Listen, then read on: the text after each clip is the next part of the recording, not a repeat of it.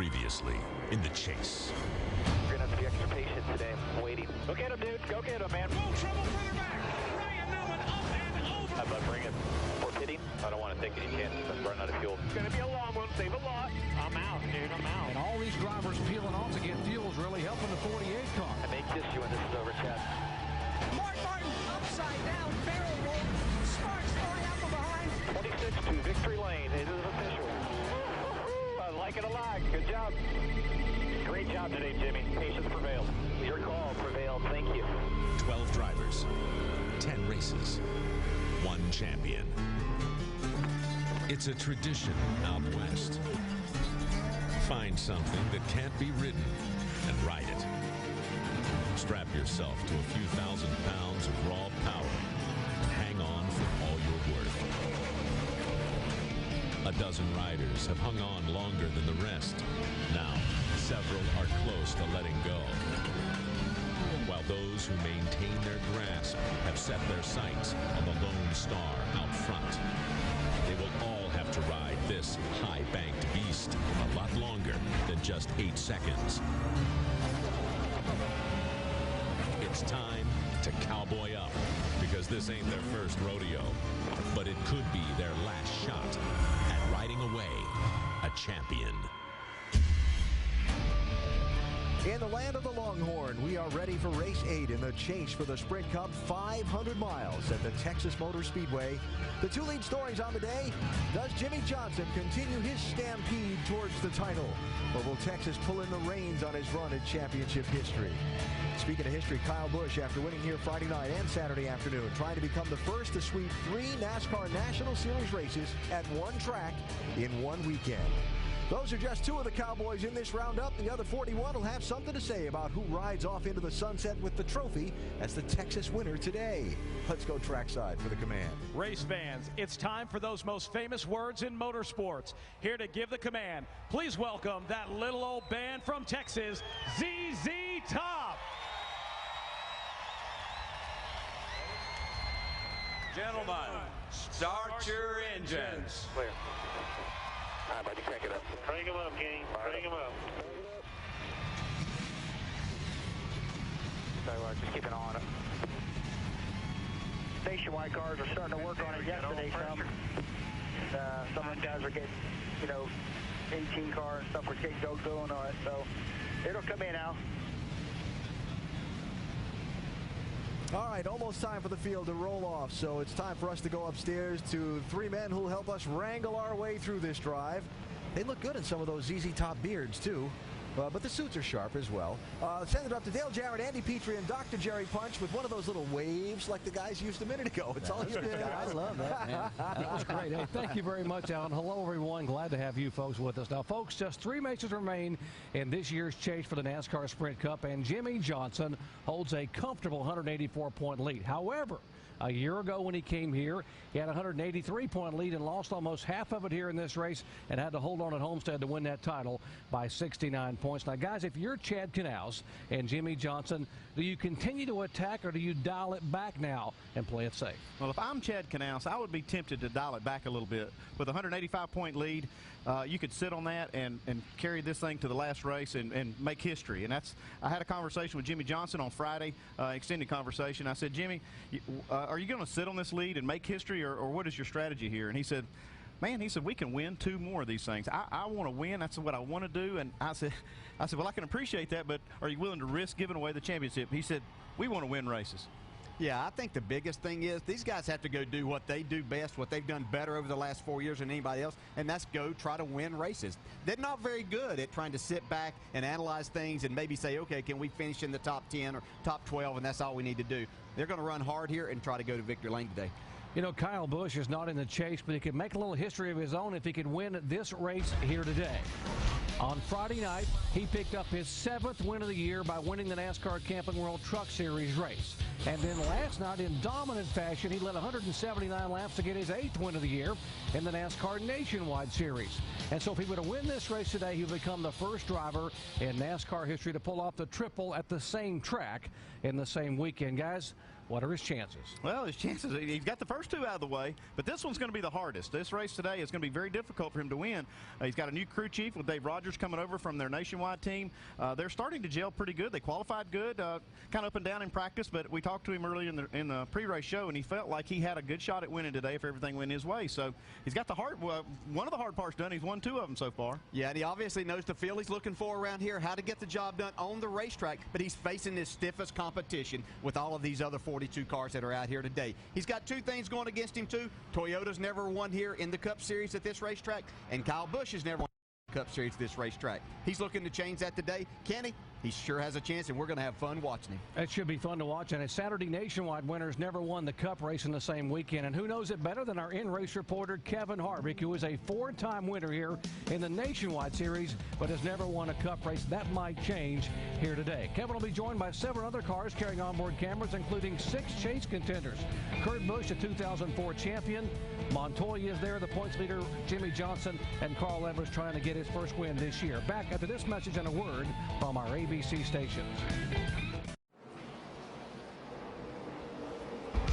Cars are rolling, and we are just moments away from the start of the Dickies 500 here, NASCAR Sprint Cup Series race at Texas Motor Speedway.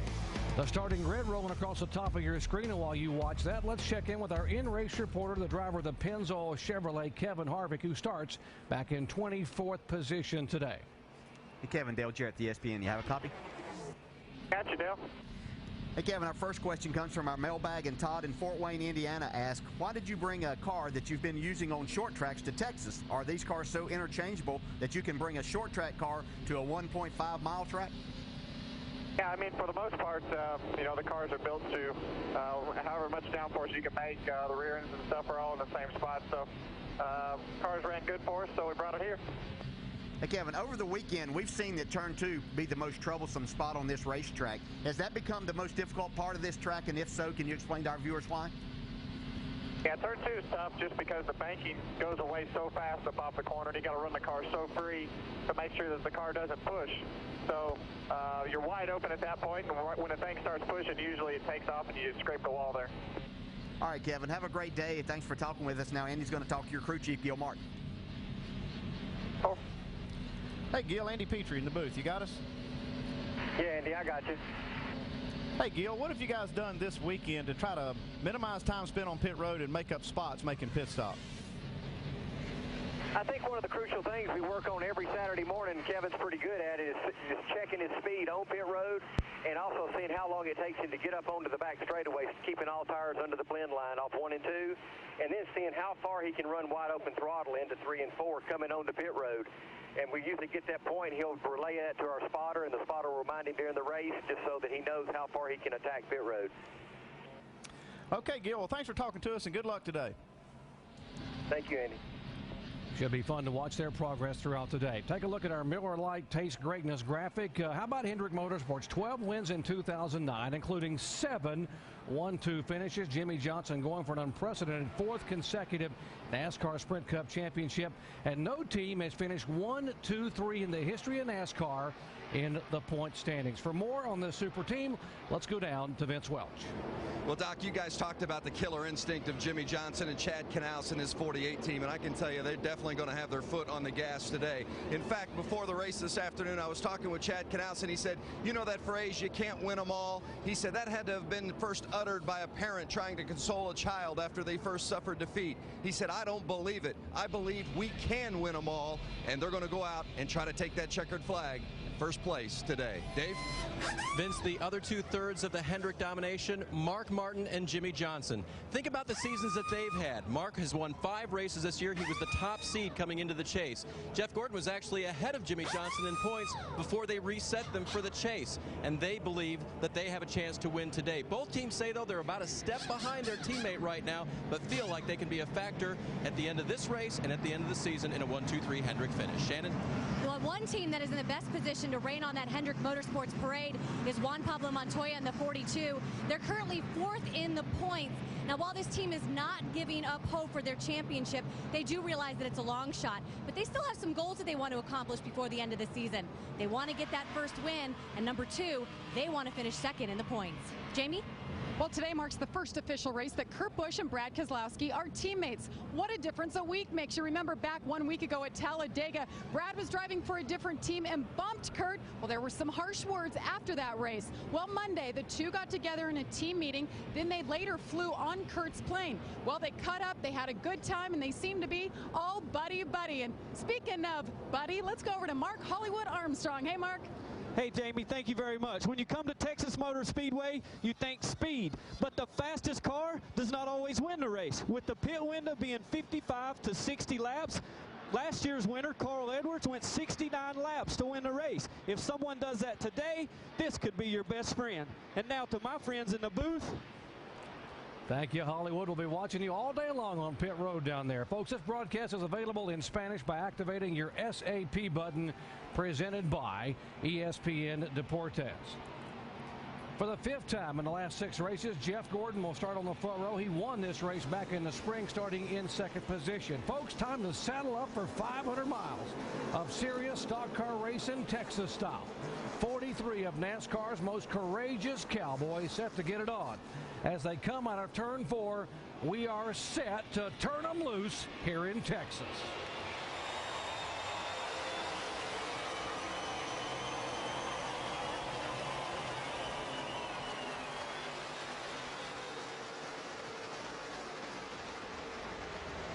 Casey Kane, a half a car length advantage coming out of turn 2. Very important for Jeff Gordon to get those 5 bonus points and lead this first lap, knowing that one of those things on his plate today is done. He's going to have to fight hard, though. Casey Kane's not giving it up easily. We saw in the Nationwide Series race yesterday that outside lane worked very well on these restarts, but I think Jeff Gordon's able to lead that first lap and get those points. Looks like he did it by 0.03 of a second, but Casey Kane has a little advantage getting into 1. Now here comes Gordon and Kurt Busch. Kurt Busch has never won here at Texas. Remember, he won on this sister track at Atlanta in dominant fashion back in the spring. Now he will slide on the inside of the 9 car to take the 2nd spot away.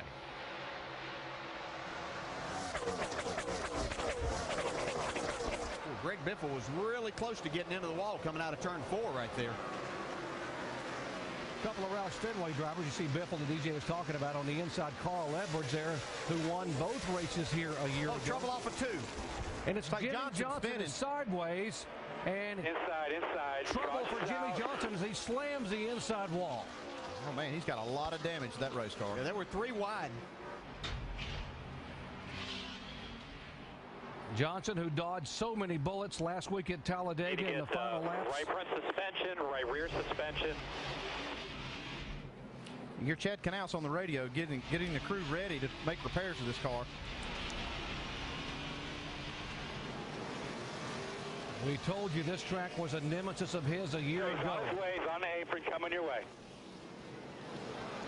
And he lost almost half his point lead, and now they're going to have to hustle here with this car. To the garage. Well, look how heavily damaged that car is, both sides and the rear. That's going to take a lot of work. They're going to have to replace a lot of parts.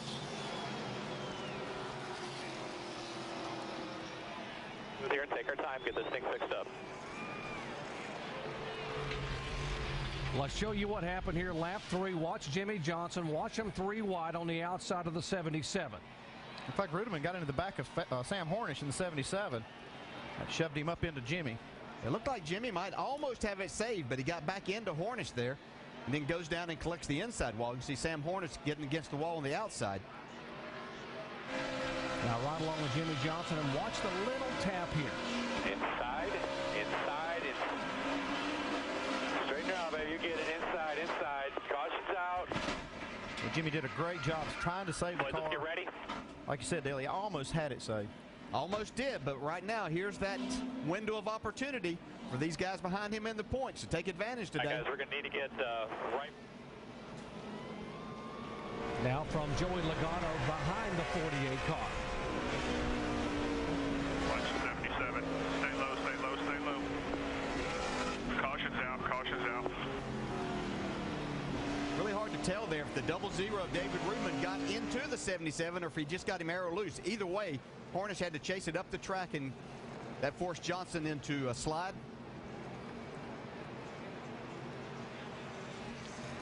Now, what about Chad Knaus? You think you're 3 races away from making history, and he's watching this happen, and can he believe what's happening to his car here on lap 3? Well, I know that feeling, man. That could not feel good. But they've got to now just start focusing on what they can do to minimize the points they're going to lose today, and that's just get this car fixed.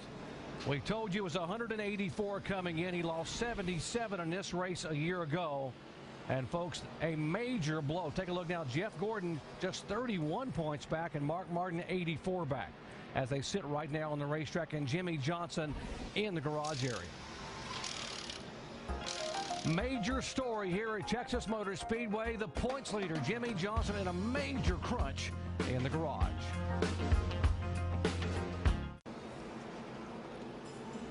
Breaking news here at Texas Motor Speedway. The points leader and reigning champion, Jimmy Johnson's car, heavily damaged on lap 3 in the garage here. And Andy, they've got all these pieces and parts they're trying to assemble to rebuild this car. Yeah, the process is Chad's going to go around and look at the car, see what needs to be changed, and start telling the individuals what they need to do. They're going to change this rear end housing, it looks like. They got to change some left front suspension, right front suspension. The body parts have to be fixed, and you have to be methodical about this. You can't just go in there haphazardly. You need to fix the car, fix it right, where they can go out there and make good laps when they go on the racetrack. You've been where Chad Knaus is right now. You've been in there with cars you've had to fix for Dale Earnhardt Sr. over the years. What is the best case scenario, looking at the damage on this car, as far as getting him back and getting him anywhere close to being competitive? They can get the car back competitive. They can spend some time here. They can spend, 50, 60 laps getting this car fixed, maybe a little bit more. But the main thing is to make sure that it's fast when it goes back out there, so they don't get black flags, so nothing flies off the car when they go back out, and then try to just make as much out of it as they can.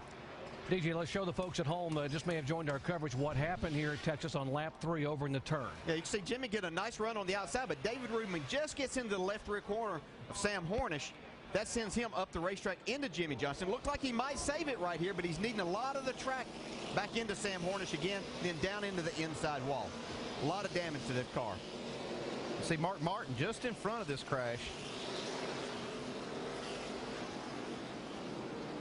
It's not a situation that this 48 team finds himself in very often.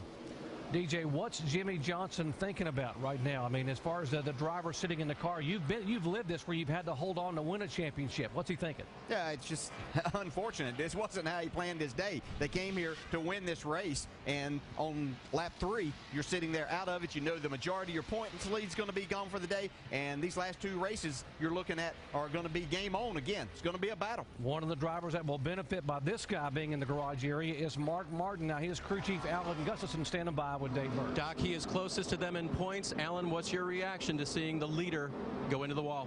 Well, nobody wants to see that happen. That happened to us last week at Talladega, and it's a terrible feeling. I know how I felt after that happened. So I hate it for those guys. They work hard, and it's tough to get taken out at the beginning of a race like that. But we just got to focus on what we can do. And all these guys on the CarQuest College Chevy work really hard, and we got to get the best finish we can. And where the chips fall, they fall. And when talking to Alan this morning, a win was what they were looking for. That would be even bigger now, Vince. Crew members from both Jeff Gordon's team and Dale Earnhardt Jr.'s team helping work on this Jimmy Johnson car. A new rear end, a new front end, and they're investigating, but a whole new right front suspension, left front suspension, and a whole new rear end housing and front end. Back up top as we go green. Thank you. And now the points margin for Jeff Gordon, who is our leader. Gordon now second in the point standings, just 31 points back of Jimmy Johnson, who sits in the garage area. Now, what does this mean for Jeff Gordon? He knows that now he is back in this chase if he hangs on. I mean, does he do anything differently? No, I think he had planned to do everything he can. Go ahead and try to lead this race, sit on the pole. He's already done that, lead the most laps. He's not going to change his game plan at all. I think it does give him a little more optimism about how this chase can turn out for him. But they're still just game on, just to try to get everything they can. Yeah, it's a long 500 miles here, but you have to do your job. If you don't take advantage of this situation, then that's your fault. The opportunity is there, but you still have to do your job and do it right all day. Tony Stewart, the 14 car, down on the bottom of the racetrack, trying to go by the 9 car. That would be for 5th position. See, Casey Kane trying to work this high line. It's going to take these guys a little bit of time. There wasn't a lot of action up in that second groove yesterday to get some rubber down. These guys really want that to come in so they can utilize that this afternoon.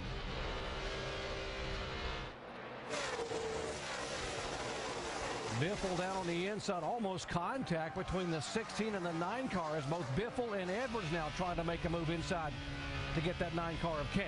Well, it's an extremely fast racetrack. The last lap was 185 miles an hour by Jeff Gordon. You can see just how fast they go here. I heard these guys talk about it's a controlled slide, though. They really have to work hard here at this track. It's bumpy. It doesn't have a lot of grip. It really makes for a long day. An exciting day if you have a pretty good car. One driver who has been very impressive throughout the chase is the 42 car. There he is, Juan Pablo Montoya. He was very good in practice here yesterday. How about up front, the 2 car? We told you he's never won at Texas, but right now he wants to lead his first lap today.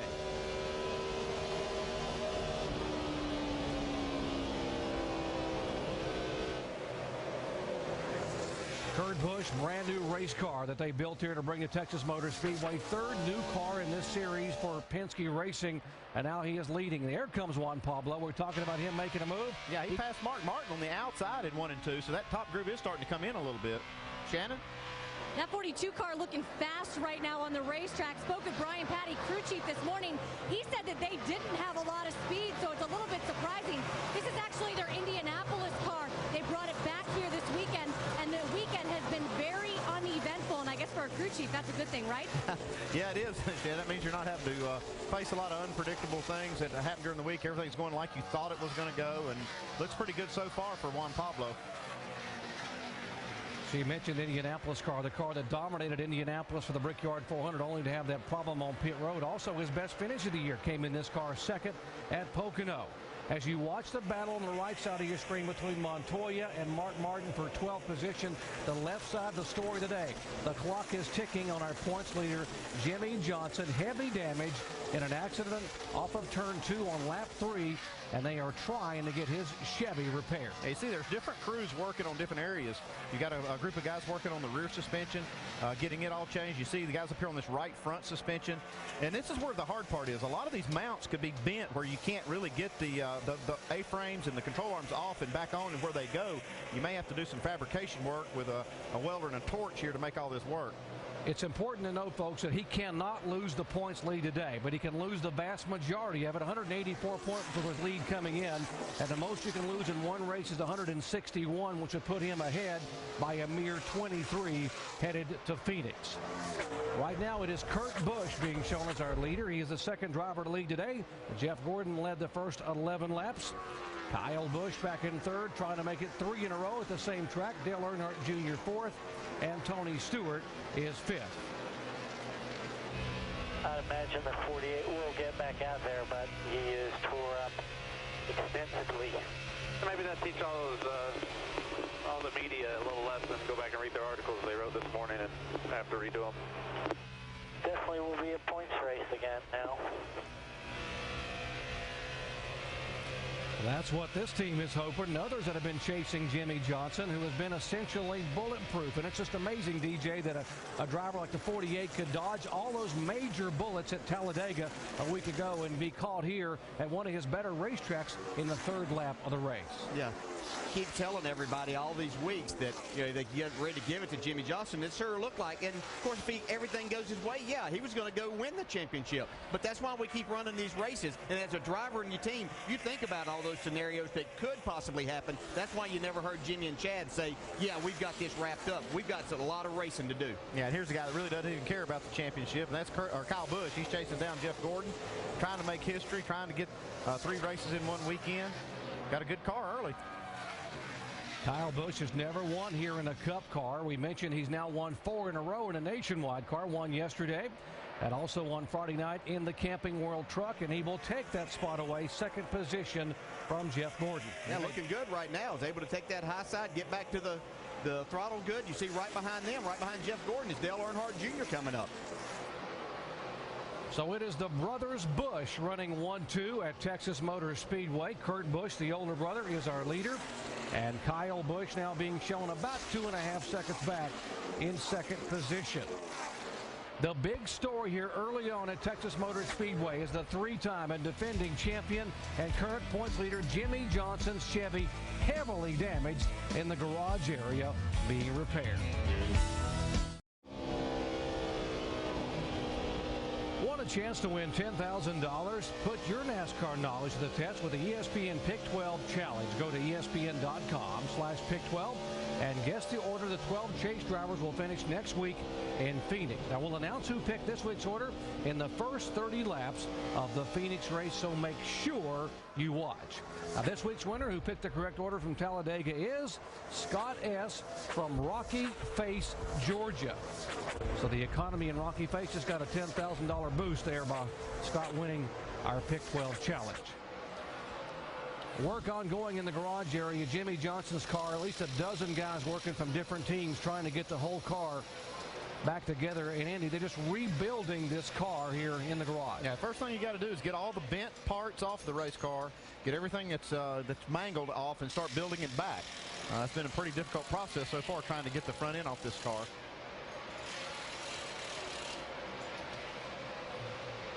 Kurt Busch is our leader right now in the 2 car, one of the chase contenders. Right now we have 2 chasers in the top 3. Kurt Busch is first and Jeff Gordon is third.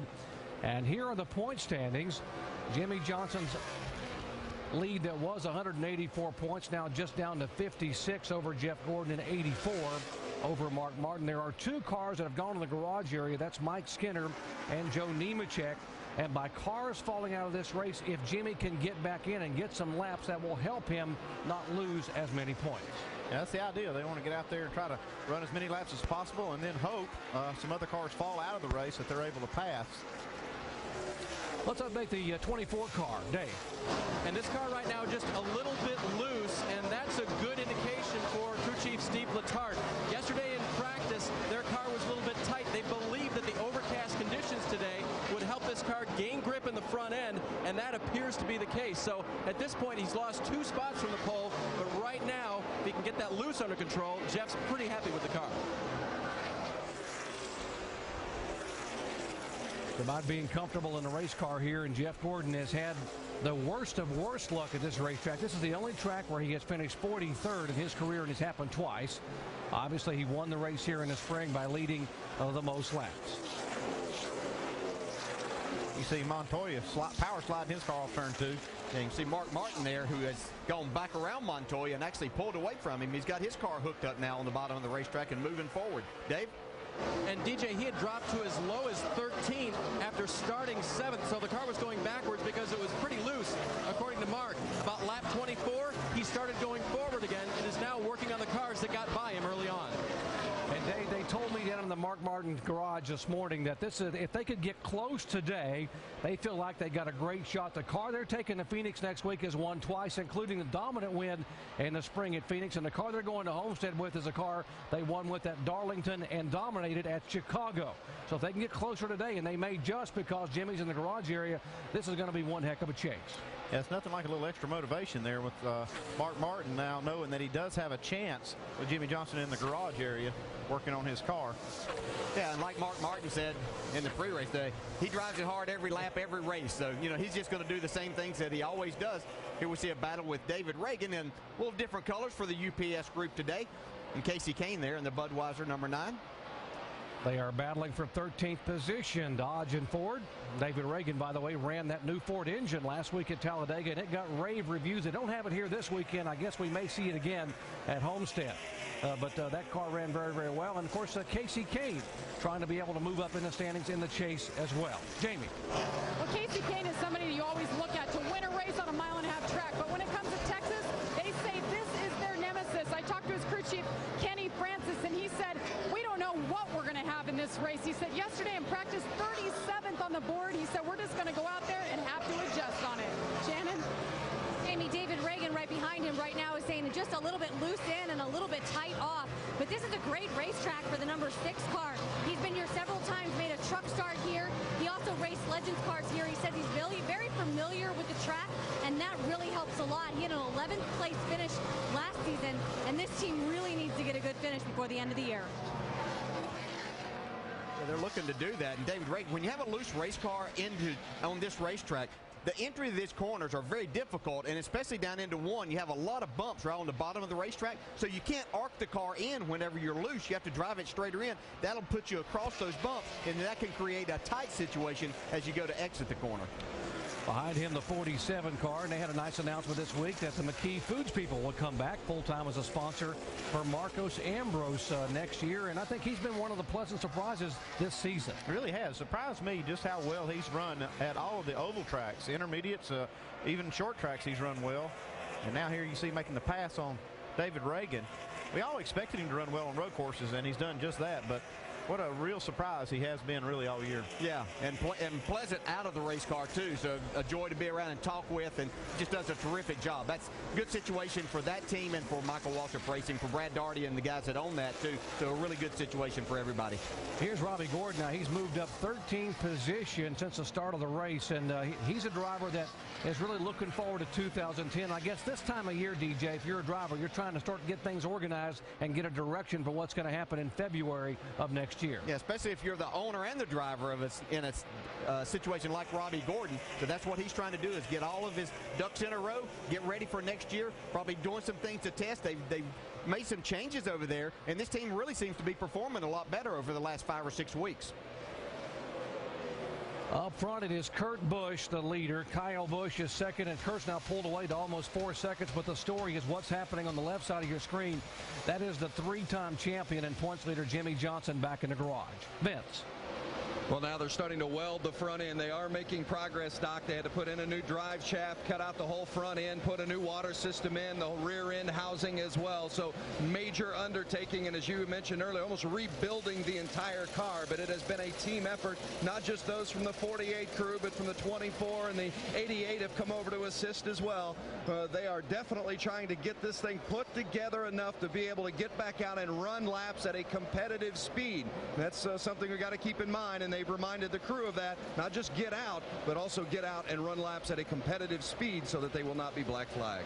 I think it's really interesting, those other teammates that are over there, and I'm pretty sure that's Jason Burdett, who's the car chief for Jeff Gordon, over there helping a team that they're battling for the championship. But that's just what kind of organization this is. It's the Hendrick Motorsports team. We showed you that we talk about super teams and dynasties. They've won 12 times this year, including 7 1-2 finish. Back to Texas after this message and a word from our ABC stations.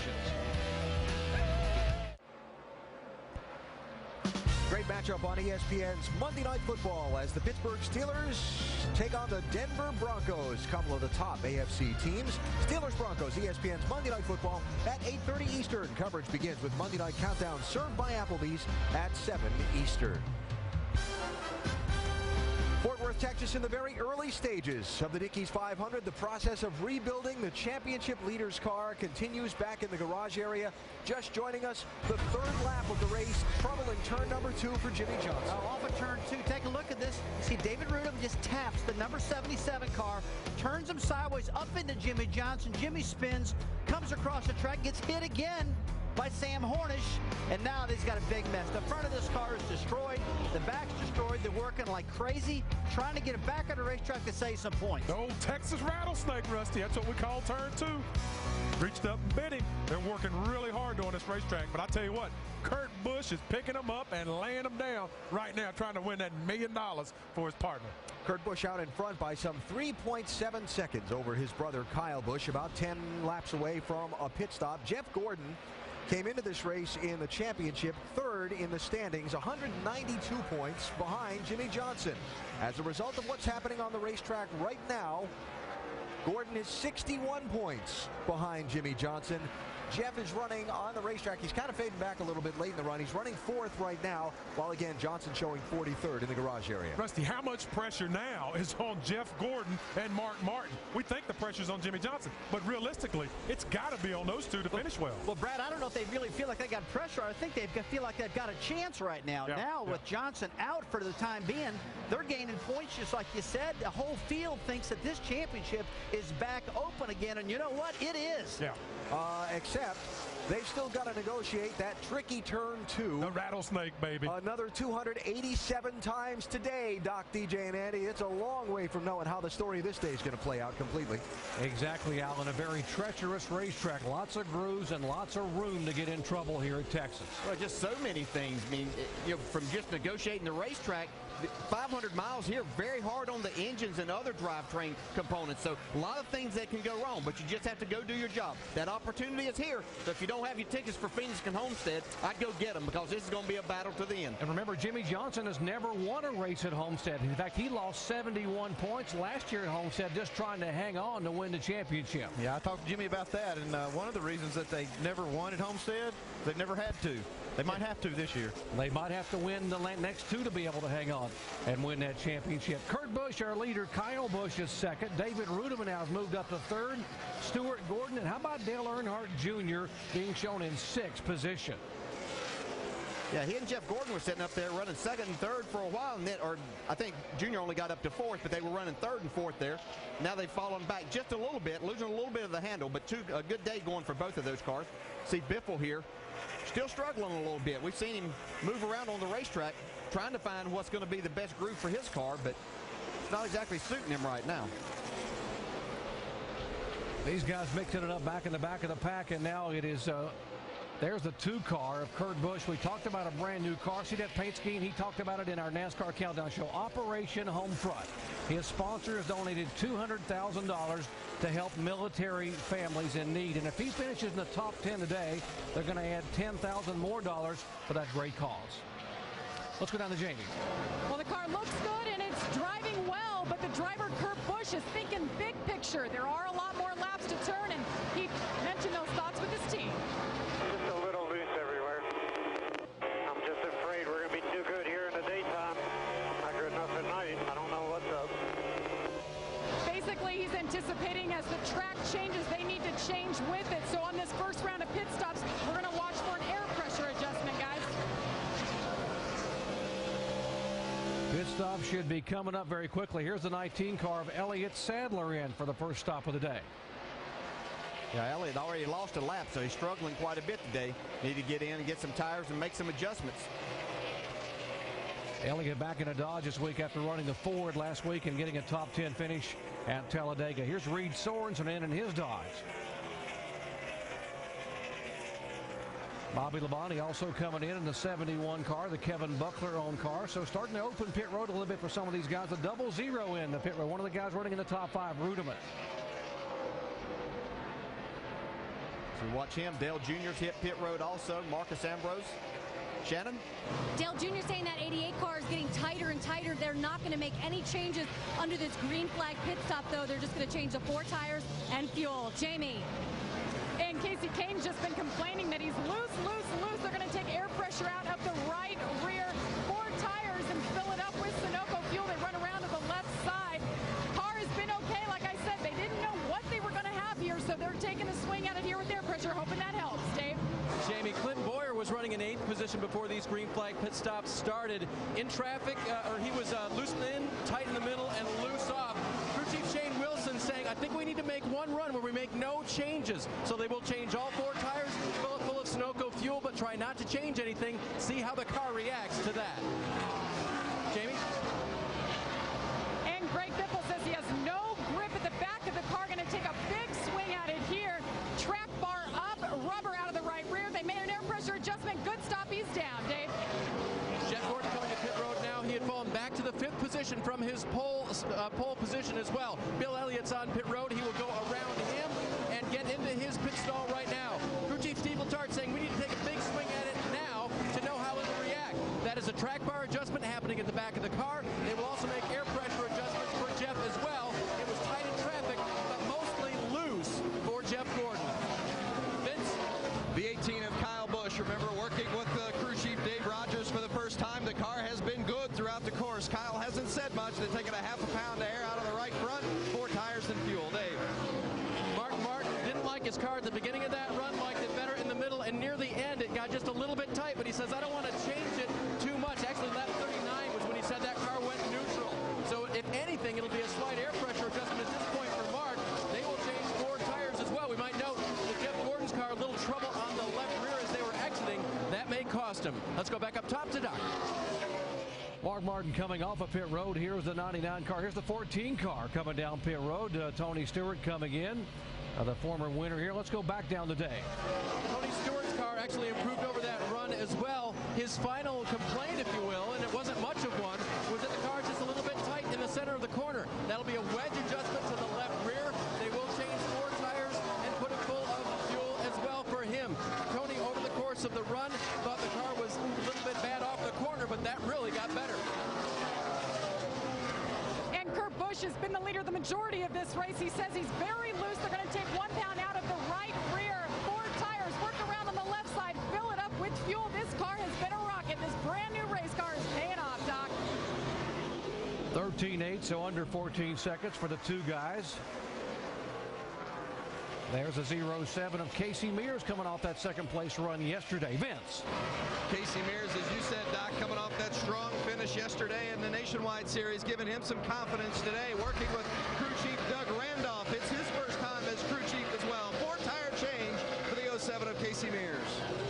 A lot of time on the right side on that 0.7 car, Andy. Yeah, definitely stumbled there. It's 8.9 seconds on the right side, and looking for something under 6 seconds. Because Michael Waltrip now, he was the leader after that round of stops. It's been interesting to hear some of these crew chiefs. Shane Wilson with the 33 saying, let's give it a chance. We're not going to make any changes. Steve Letarte says, let's make a big swing at it. Vince? Yeah, Michael Waltrip, they're making a 4-tire change on his machine as well. The Napa Toyota coming off that 7th place finish last week at Talladega, which matched his best showing of the season. Off and away, 4 tires in Sunoco fuel for Michael Waltrip. Michael leaving pit road and now back on the track after everyone has cycled through, folks. The 18 car is the leader. When they came on the pit road, Kurt Busch had about a 2.5 second lead over Kyle, but now because of the pit stops, the 77 car nearly sideways. He gathered it back up. Race saved by Sam Hornish right in front of the leader. Yeah, Kyle Busch made up a lot of time right there. There was about 4 seconds between him and Kurt Busch before this round of stops. Didn't see that big a difference in the pit stops. Must have made it up on getting on pit road and getting off. We saw him do that yesterday, Kyle Busch, as he went in the pits with about a 5-second lead, came out and he had over a 10-second lead. Look at Sam Hornish right here. Wow. Right in front of last week's winner, McMurray, and the leader coming behind McMurray, Kyle Busch. And there's the interval between the 18 car, Kyle, and the 2 of Kurt Busch. About 0.8 of a second. That's just a great job by Kyle Busch getting on and off of pit road. Yeah, I talked to Gil Martin, and he kind of said a little bit about it in our in-race reporter question, that they really practice getting on and off of pit road, not just necessarily between the timing lines, but actually pulling off the into pit road, getting up to speed, and then getting down to pit road speed on the entrance. Kyle trying to win all 3 in the same weekend here at Texas. Back with more of the Dickies 500 in a moment. 65 laps now of 334 in the books at Texas Motor Speedway. And a couple of big stories. Kyle Busch trying to become the first driver in NASCAR history to win all 3 events at the same track in the same weekend. He won the truck race Friday, the nationwide race last night, and now leading here by about 2.3 seconds over his brother Kurt Busch. The other big story is our defending champion and points leader Jimmie Johnson still in the garage area trying to get his car basically rebuilt from an accident on lap number 3. See, making a lot of progress. They've got an entire front end on the car now as far as the sheet metal hood, front bumpers. You can see them welding on brackets. They're starting to really get this car where they can get it down on the ground and get it kind of squared back up to get back out on the track. The point margin right now is 76 points between Johnson in the garage and the 5 car of Mark Martin, who's being shown in 8th position on the track. As you watch Kyle Busch here, he's really doing a great job staying right around the bottom of the racetrack. You see, slide his car really through the center of the corners a lot, but just driving the wheels off of it right now. Still can't get over how much time he made up making that green flag stop, because his pit stop was not much different than Kurt Busch's, and he made that time up getting off the racetrack and back up to speed. Hey, Andy, we're just watching some lap times down here. There was 2 lap difference between when Kurt Busch pitted and when Kyle Busch pitted. So lap 56 was Kyle Busch's first lap on fresh tires and Kurt's last lap on the track on older tires. And the difference between the 2 lap times was over a second and a half. And just that 1 lap, let alone the slowdown to get to pit road, the speed back up, just in that, check out the difference.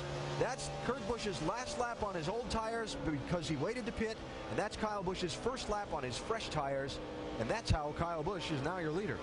Yeah, that makes up a lot of time. It doesn't count for all of it, though, Alan. He did a good job getting on pit road.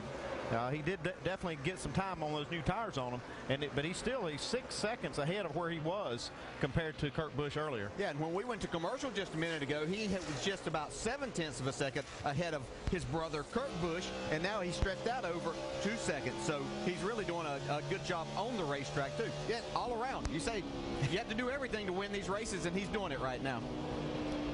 We talk about how the fall off here in tires, and that's the tires that get worn and begin to slow down, is significant at this racetrack, maybe more significant than any other mile-and-a-half track we go to. Yeah, you don't have a lot of grip. You've got a lot of bumps. Traffic can create a lot of problems for you. When you get your car right, like Kyle Busch has right now, really see him negotiating the lap traffic really well. That's not really slowing him down that much.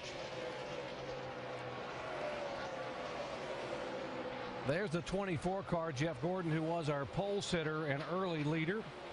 And now he's being shown back in 11th position.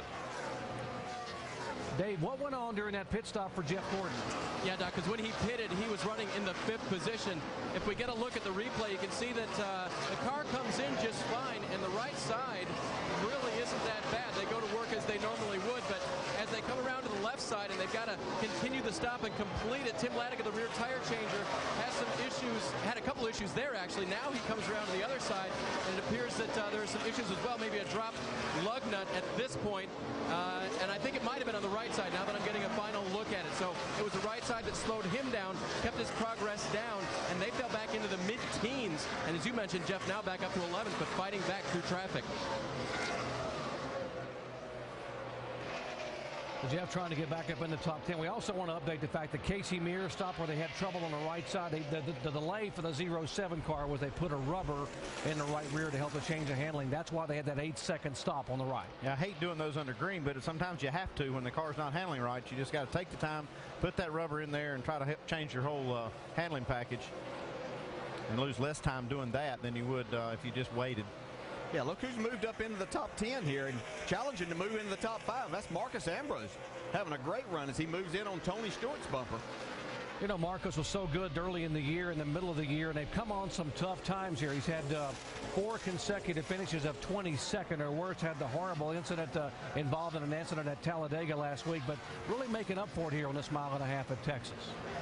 Well, what we're seeing is that it looks like that the Michael Waltrip Racing organization has something going pretty good. We've got Rudeman up in the 3rd spot, running extremely well. Marcus Ambrose trying to put both of those cars up in the top 5 now. I think they would have told Michael a little bit of that setup. He's back in 34th right now, struggling.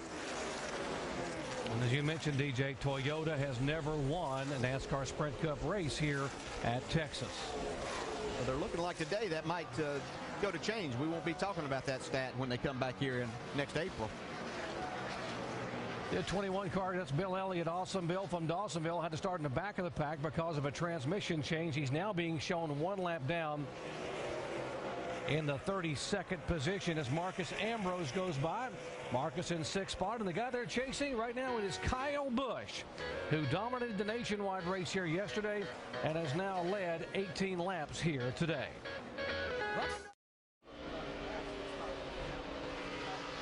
Here are the current standings for the AT&T Fastest Pit Crew of the Year. Points are accumulated by the team who wins the race, by fan votes, and by an ESPN pick. You see, it's Jeff Gordon, Dale Earnhardt Jr., Tony Stewart, and Jimmy Johnson. That's the top 4. You can make your pick for the AT&T Fastest Pit Crew of the Year by texting the car number for the pit crew you think is fastest and most valuable in each race to 2258. Standard messaging rates do apply. There's the 12 car, and that is Brad Keselowski making his debut in the Penske Dodge, and he's trying to stay on the lead lap. Well, he is. He's trying hard to stay. He's getting a good run off the corner there on the outside. sitting there in 24th spot, 25th spot. He will drive that car starting in 2010 full-time, and they decided to put him in the car the final 3 events of this season to sort of get him acclimated to be able to communicate with the Penske team and the crew chief. Whoa, a little slipping and sliding there by the 18 car. Let's listen into Kyle Busch's radio. Little free in, little free off. That's my biggest thing. Center's not bad. If you go back the other way, you know, the center wasn't terrible, but I'm definitely turning better. Exit at 2 now. Before I get to the flat, you know, I just got to get some more control. Yeah, you can hear he's trying to communicate with his new crew chief, Dave Rogers, on what he needs as far as changes are concerned. The car's definitely better this run than it was the first run. I heard some of the same kind of comments from Kurt Busch when he was leading the race earlier. You can see Kurt's running him down a little bit now. It cost him a lot of time messing with Keselowski. They're trying to put him down a lap. Yeah, you can have a fast race car like that, but when you run up on traffic and somebody that can kind of stay there on your outside, it'll cost you a lot of time. But in the end, the fast car like that will prevail, and that's what Kyle's got. But he's having to just be careful with it right now in traffic. You mentioned Dave Rogers, and if you just joined our coverage, there is a brand new crew chief. That is Dave Rogers starting this weekend for Kyle Busch. And we talked to Dave in the garage area early in the week. There's Dave right now. And said, how much time have you worked on this car? You've been the NASCAR Nationwide Series crew chief the last few years. He said, Doc, I've been on this car a total of 2 weeks. So I'm here to try to get my feet on the ground and look for some direction for 2010. Yeah, this car is way different than the Nationwide Series car, which he has been a crew chief on for the last couple of years. And it's going to take a little bit of time to really learn what buttons that you need to push on this car to make it do what you want it to do.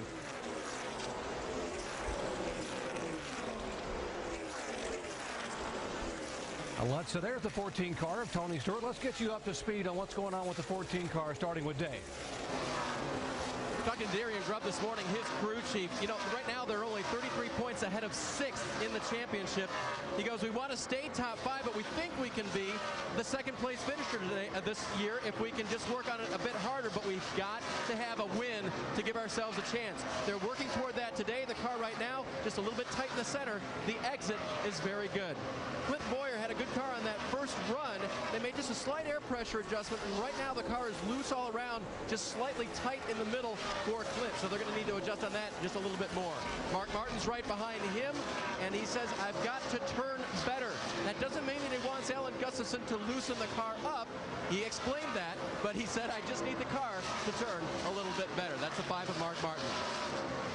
Trouble on the racetrack, and it's Sam Hornish who's been struggling with an ill-handling car, a damaged race car, and now it's damaged even more, and the tires are flat. And that will bring out caution for the second time today. Definitely been a struggle for Sam today. He was involved in the 3-car shot on lap 3 involving the 00 of David Rudum and the 48 of Jimmy Johnson. Now he has damage on the left side and at least 3 flat tires. In the garage, guys. Gotta go to the garage. Brad Keselowski will be the free pass winner this time. Yeah, there's a lot of these guys that were glad to see this right now. They can get in here under caution and work on these cars some. Saw a lot of cars that looked like they weren't driving very good, so it'll help them tremendously. We can show you what happened to Sam, who had been just trying to hang on to that Dodge, nearly spinning out a couple of times, and this time he just couldn't quite get it back in. See, he was up on the top side of the racetrack.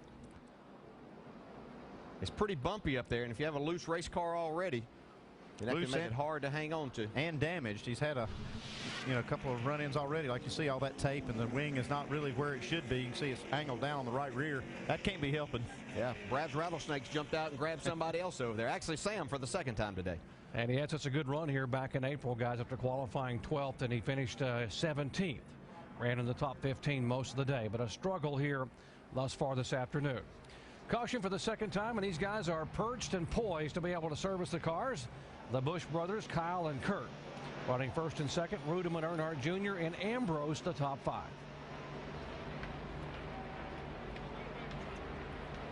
So this will be an opportunity to get a lot of cars adjusted that were ill handling. Leaders last pitted on lap 55, so it's lap 87, 32 laps ago. And they are right together, the Busch brothers. slowing down at 45 miles an hour and leading the lead lap cars on pit road. Down to the 24 pit, Vince. Well, the 18 of Kyle Busch had been a little bit too snug that first run. They made some air pressure adjustments, and then it freed it up almost too much. So they're going to take those air pressure adjustments out and make a track bar adjustment as well. Shannon. Dale Jr. says the 88 is loose at the start of the run, tight at the end. They're going to make a wedge adjustment and 4 tires. Jamie. And Kurt Busch continues to be loose. Now they're going to do a wedge adjustment this time, put the air back in the right rear that they took out last time, air in the right front, and 4 tires and fill it up, Dave. Tony Stewart gives up 6 positions, said it got tight there at the end of the run. A track bar adjustment has been made to that car. Jeff Gordon swinging in, trying to recover from the bad pit stop last time. The car is loose, half back on the track bar adjustment they made last time. Remember, it was a big swing, too big. They're coming back on it. Race off of pit road there to see the 18 car coming off. So, and he changed 4 tires. Will be the first car off of pit road. Look at the big gainers there. Denny Hamlin, Earnhardt Jr. down 3 spots. Gordon up a couple. Montoya up a couple positions. So Jimmy Johnson's work in the garage almost complete. We'll update the points leader when we come back after this message and a word from our ABC stations.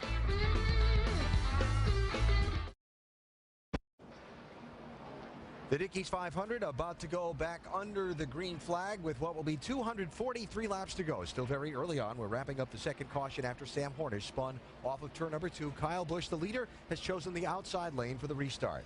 Meanwhile, Jimmy Johnson in the garage since a crash at lap number 3, about to return to the speedway. They're beginning to make the final parts of their repairs. Have buttoned Jimmy back up inside the car. And we should see the 48 car. You see the window net up there. We should see the 48 back out onto the speedway sometime in the next short while and see how many points he can make up over where he sits now between now and the end of the race. Check on the championship standings as Mark Martin and Jeff Gordon run in this race in 16th and 9th positions respectively. Johnson is 43rd. And we check the standings at the top while they come to the green flag and we go upstairs.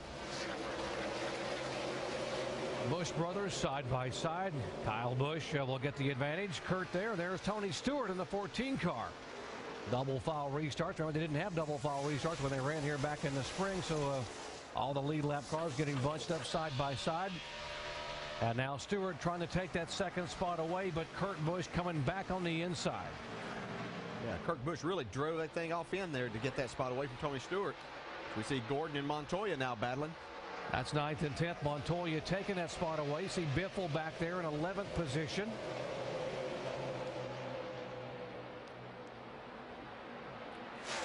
Greg Biffle says he thought he had a chance to win this race back in April. They had a problem with a lug nut on pit road, and he came off pit road 11th, drove it back to 3rd. 3 wide here. There's a 0-2 David Gill, and that's a Joe Gibbs 4th car. And last week's winner McMurray almost up into David Reagan. Yeah, Reagan gives him just a little bit of room. They're both cars wide again. Yeah, a little bit loose. Teammates kind of laying on each other through that corner. You can try to make some time on that high side, but these guys are really having to start these cars out so free because they tend to tighten up on the run. It makes it difficult up in that high lane. You see Robbie Gordon in the 7 get a little bit loose too. Pretty good battle there for 16th position. Matt Kenseth and Mark Martin. Kenseth not in the chase. Martin is, and right now Martin being shown 3rd in the points, 106 back, which is a whole heck of a lot closer than he was when the day began. Yes, a lot closer, but Mark's not making much headway towards the front. He could really cut into this lead a lot more, have a lot of racing to do, a lot more adjustments that they can make. Hopefully he can find himself in the top 10 before this night's over.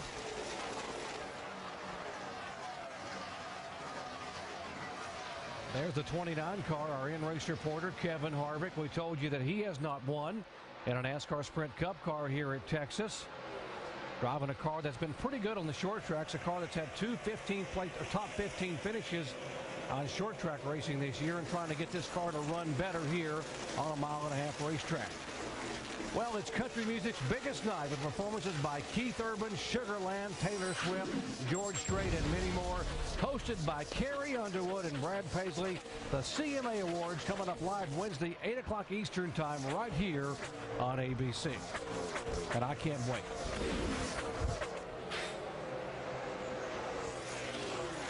Kyle Busch apparently can't wait either. He's in a hurry. He's out front and getting it done for sure. 42 car now has been passed by Jeff Gordon. They were battling for 9th and 10th position. Yeah, Jeff's still trying to make up for that green flag pit stop where they lost so much time and lost a lot of positions. He's still trying to play catch up. Yeah, in Montoya, we heard them report earlier that they still thought they could finish second in this championship. They might have their sights set a little bit higher now that the 48's had some problems. I think Montoya has been the surprise of the chase thus far with 5 top 5 finishes. He only has 7 total on the year, and 5 of them have come in the 7 chase races. Such a big difference between last year and this year for this team and Pablo Montoya. They're like 20 spots better in points at this point than they were last year this time. As you watch this battle, I'll remind you it has now been exactly an hour that the 48 car has been in the garage area being repaired. After a lap 3 accident, Jimmy Johnson, the points leader, in the garage having the car repaired. And very shortly, folks, we're going to tell you what all they had to fix. So get a lot of pencils and paper ready because we're going to tell you exactly what they had to fix to put this car back together. We talk about how slippery this racetrack is, guys, and Rusty, you know that the track conditions in this racetrack can change very abruptly, and really the drivers can have their hands full. Well, Doc, you got that exactly right, and the track conditions will change big time. I've been down here in the studio. We're looking outside right now. The sun is completely went away. This racetrack's going to start cooling down, and about the last 1 hour of this race will be running in darkness. So big time changes. We heard Kurt Busch earlier talking about he's concerned about what his car is going to do late in the race. I got to tell you, the rest of the drivers will probably be concerned now, because I think what you're seeing right now, the way these cars are handling, it will change as it goes on throughout the night. Yeah, I think one thing too, Rusty, is that all the practice sessions were with sunlight on the racetrack. We really haven't had any of that today, and I think that's one thing that's throwing the teams a little bit of a loop. Yeah, and when you get to that later time that Rusty's talking about, you're going to gain a lot more grip in this racetrack. Speeds are going to escalate, and you're going to start encountering even more of a problem. As we look 3 wide here, we don't see that from Mark Martin too many times, but he's ready to get racy. He needs to go. Yeah, 13th, 14th, and 15th, and Mark must have heard what you said. You're losing out on a huge opportunity, and Mark's gotten real racy all of a sudden. That is the 44 car, the Richard Petty Motorsports car. That is a Ford this weekend. In fact, A.J. Allmendinger will be in a Ford for the remainder of this year. Of course, Richard Petty Motorsports in a Ford for the entire 2010 season. Well, it looks like Mark's just let it all hang out right here. So is Allmendinger. See him getting a little bit loose off the corner. Yeah, A.J.'s having a nice run today. Up there in the 14th spot right now. Ford seems to suit him pretty well.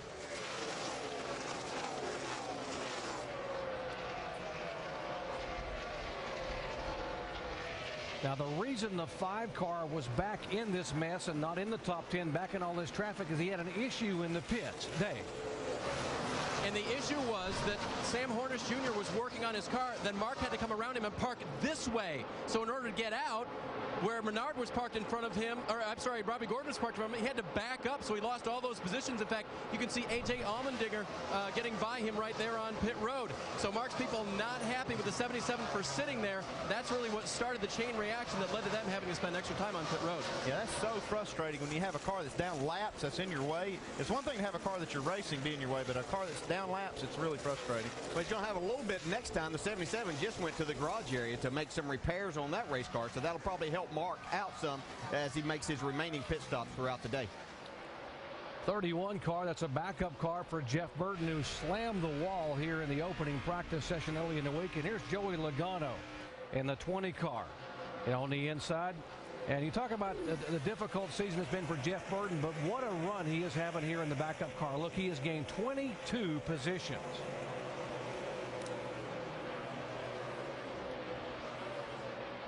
How many times have we said this year? Juan Pablo Montoya is on the move. Yeah, he has been on the move this year, for sure. I think it's interesting watching him with the new tires. He was down on the bottom of the racetrack. Now he's moved back up and really making that high side work also. You think these guys don't realize that the guy who is leading the points is in the garage area? And this is Opportunity City at Texas. Another guy chasing history, by the way, our leader, Kyle Busch. Now Sprint brings you an inside look at the chase for the NASCAR Sprint Cup on the Now Network. Our current top 3 in points, folks, it's shuffled big time. Jimmy Johnson's lead down to just 87 points over Jeff Gordon. And you see 91 points. Mark Martin now being shown in third position. And the top speed thus far in the race, wow, 195 miles an hour. That was Kurt Busch, the 2-car. For more NASCAR stats, in-car audio, and live race radio, check out NASCAR Sprint Cup Mobile at sprint.com/speed. Man, look at Kurt Busch work the wheel on that thing. Think these guys aren't working, and this is a long 334-lap race. Yeah, one thing I'm seeing, he's talking on the radio, too. Just right after he did that, I saw that radio button get pushed. He's probably telling the crew what they need to work on. He's more talented than I was then. When I was having it just plows. Yeah, I couldn't concentrate enough to talk. I had to think about not wrecking that thing right at that moment. Here's a battle right here. Yep, second and third in points, and right now on the racetrack they are 10th and 11th. Martin and Jeff Gordon, as Martin is going forward, and Gordon sort of stuck there right now. Yeah, Martin is going forward, and actually right now, as the points that Martin would be in the second spot. Looks like he's got his car really driving good after that problem they had on pit road there. Speaking of running good, how about this 47 right here? He is on the move. Fastest car on the racetrack here for the last few laps. Marcus making Big Brad proud down there. These guys got it going on. Right on the bottom of the racetrack and digging. Tell you what, guys, one thing I'm noticing, though, this racetrack is cooling down. Temperatures are coming down, and Marcus's car is actually getting faster. This place is so track temperature sensitive. I think we're going to see a lot of that going on tonight as we get into the night. But right now, it's really helping an Ambrose. Yeah, he doesn't have a lot of traffic around him. That's the other good thing. He's doing a good job of just maintaining good speeds. And like I say, he's really fast, but he's not really racing anyone yet, even though he's closing in on that number 2 car. Andy, I wanted to ask you a question. As Jimmy Johnson tries to get back to the racetrack, you know, we come to the racetrack, we go through the inspection process, and sometimes it can be very long as they check the minimums and the maximums. What's the process when he tries to get back on the track? Will it be expedited at all? Oh, yeah, Brad, what they're going to do, there's an NASCAR official standing there. They're not going to go through a formal technical inspection. They're just going to make sure everything is done correctly, that they're not getting any kind of advantage. You can see right there that they're missing a rear bumper. That's okay. I mean, when they have an accident like this, NASCAR will work with you quite a bit. The main thing here for the team is they have to make this car right the first time out there, because NASCAR only gives you one opportunity to get up to the minimum speed, and if you can't do it, they'll put you back in the garage area. Gotcha. And right now, he is being shown 112 laps back in 43rd position. He has lost approximately 100 points due to the crash. And now remember, folks, if he can get back in and run some laps, these guys going to the garage area are going to be able to move back up into points. But look how good that car looks, guys. Man, they've done an incredible job with this thing. They had all the parts and pieces ready to go, assembled all of that. Even though it's taken a while, they've done it all right. But well, we'll see. This is what a championship team's about. Okay, but right now we got to wait and see if they've done it exactly like they need to. We don't want to see any tire rubs. We don't want to see something fall off of it. That's and see how fast it'll run. So these first laps are critical. Well, a rebuilt race car, and it's amazing they got this car back together. Let's go back down to the Craftsman Tech Garage on our Tim Brewer. You're right, Doc. You have one opportunity to get the car back up to speed. And you go back on that racetrack, you don't meet that minimum speed requirement, they're going to black flag you, so your day's over. But the rear end housing, that's just basically putting a housing and exchanging parts. The housing, the trailing arms, that's no big issue. But where you have a stumbling block, the inner pivot points on these control arms, upper and lower, they have to fit in here in this structure. But if this structure is damaged, they either have to take a porter power and push it back in place or cut it off and weld it back. But another strategic point is the steering system itself. Down in this area, we have the idler arm and we have the steering box. But if that doesn't work in conjunction with the tie rod ends and the rest of the components, you're not going to meet that minimum speed requirement. But as far as the rear end of the car, when the car crashed, it knocked the rear wing down. So what Chad was doing is actually putting a support from the roll cage up to the deck lid to make sure that that rear wing is up in the air to make sure that he's got maximum downforce. Guys? Tim, great explanation. And reason the 48 car is back on pit road is they were having a tire rub there where they put that whole new front section and part of that rear section back on. Yeah, they need to spend some extra time on that left front because it was rubbing significantly. You'll see right here, going to get in there and make a little more clearance. You got to make sure that thing's not rubbing. And when I say NASCAR gives you one opportunity, they're going to give you a reasonable opportunity now to get this car up to speed. They haven't really made a lap at speed. All right, let's go. And it's important to note that you can change a lot of things on a car, and Chad Knaus knows that the one thing you cannot change is the engine. They had to be very careful. They replaced the water system, and if you have an engine problem, they were to go back out and have something internal in the engine, they'd be done for the day. Yeah, and that minimum speed we're talking about, what NASCAR will look at is they tell them in the driver's meeting, and that here is 33.27 seconds, which is about a little over a second and a half, second and 3/4 what the guys are running right now on older tires. So he has some room, but as a driver, you want to work up to that and try to get to that by taking your time, because you really just don't know what you have. There's the leader, Kyle Busch. He just ran a 31.55 lap that time by. Kyle Busch the leader, Kurt Busch, Ambrose, Stewart, and Rudiman in the top 5. ESPN's coverage of the NASCAR Sprint Cup Series on ABC, brought to you by Nationwide Insurance. Nationwide is on your side. UPS. See David Reagan go head-to-head with UPS drivers in Maximum Driver at racing.ups.com. And Triple Hops Brewed Miller Lite. Great taste, less filling. Here at Texas Motor Speedway, the complexion of the chase for the NASCAR Sprint Cup has changed drastically. There's the damaged 48 car of Jimmy Johnson involved in a wreck on lap number 3. The day began, he had a 184-point lead over Mark Martin. On lap 3, headed to the garage area, and the margin was 31 points over Jeff Gordon. Currently, Mark Martin is second in the points, just 87 points back of a limping Jimmy Johnson back on the racetrack. Yeah, you see Gordon there. He's not helping his situation a lot. Even though he's going to be a lot closer in points than what he started the day, he's fallen back quite a bit. He's back to the 14th spot now. Yeah, I think the pressure really is kind of on this team now to get this car running faster, try to take advantage of this situation. See behind the 24 car, there's Ryan Newman coming off that tumble at Talladega last week. That violent tumble, his first DNF of the year. He didn't have a great qualifying effort here, but he's made his way up into the top 15 now, so he's headed in the right direction.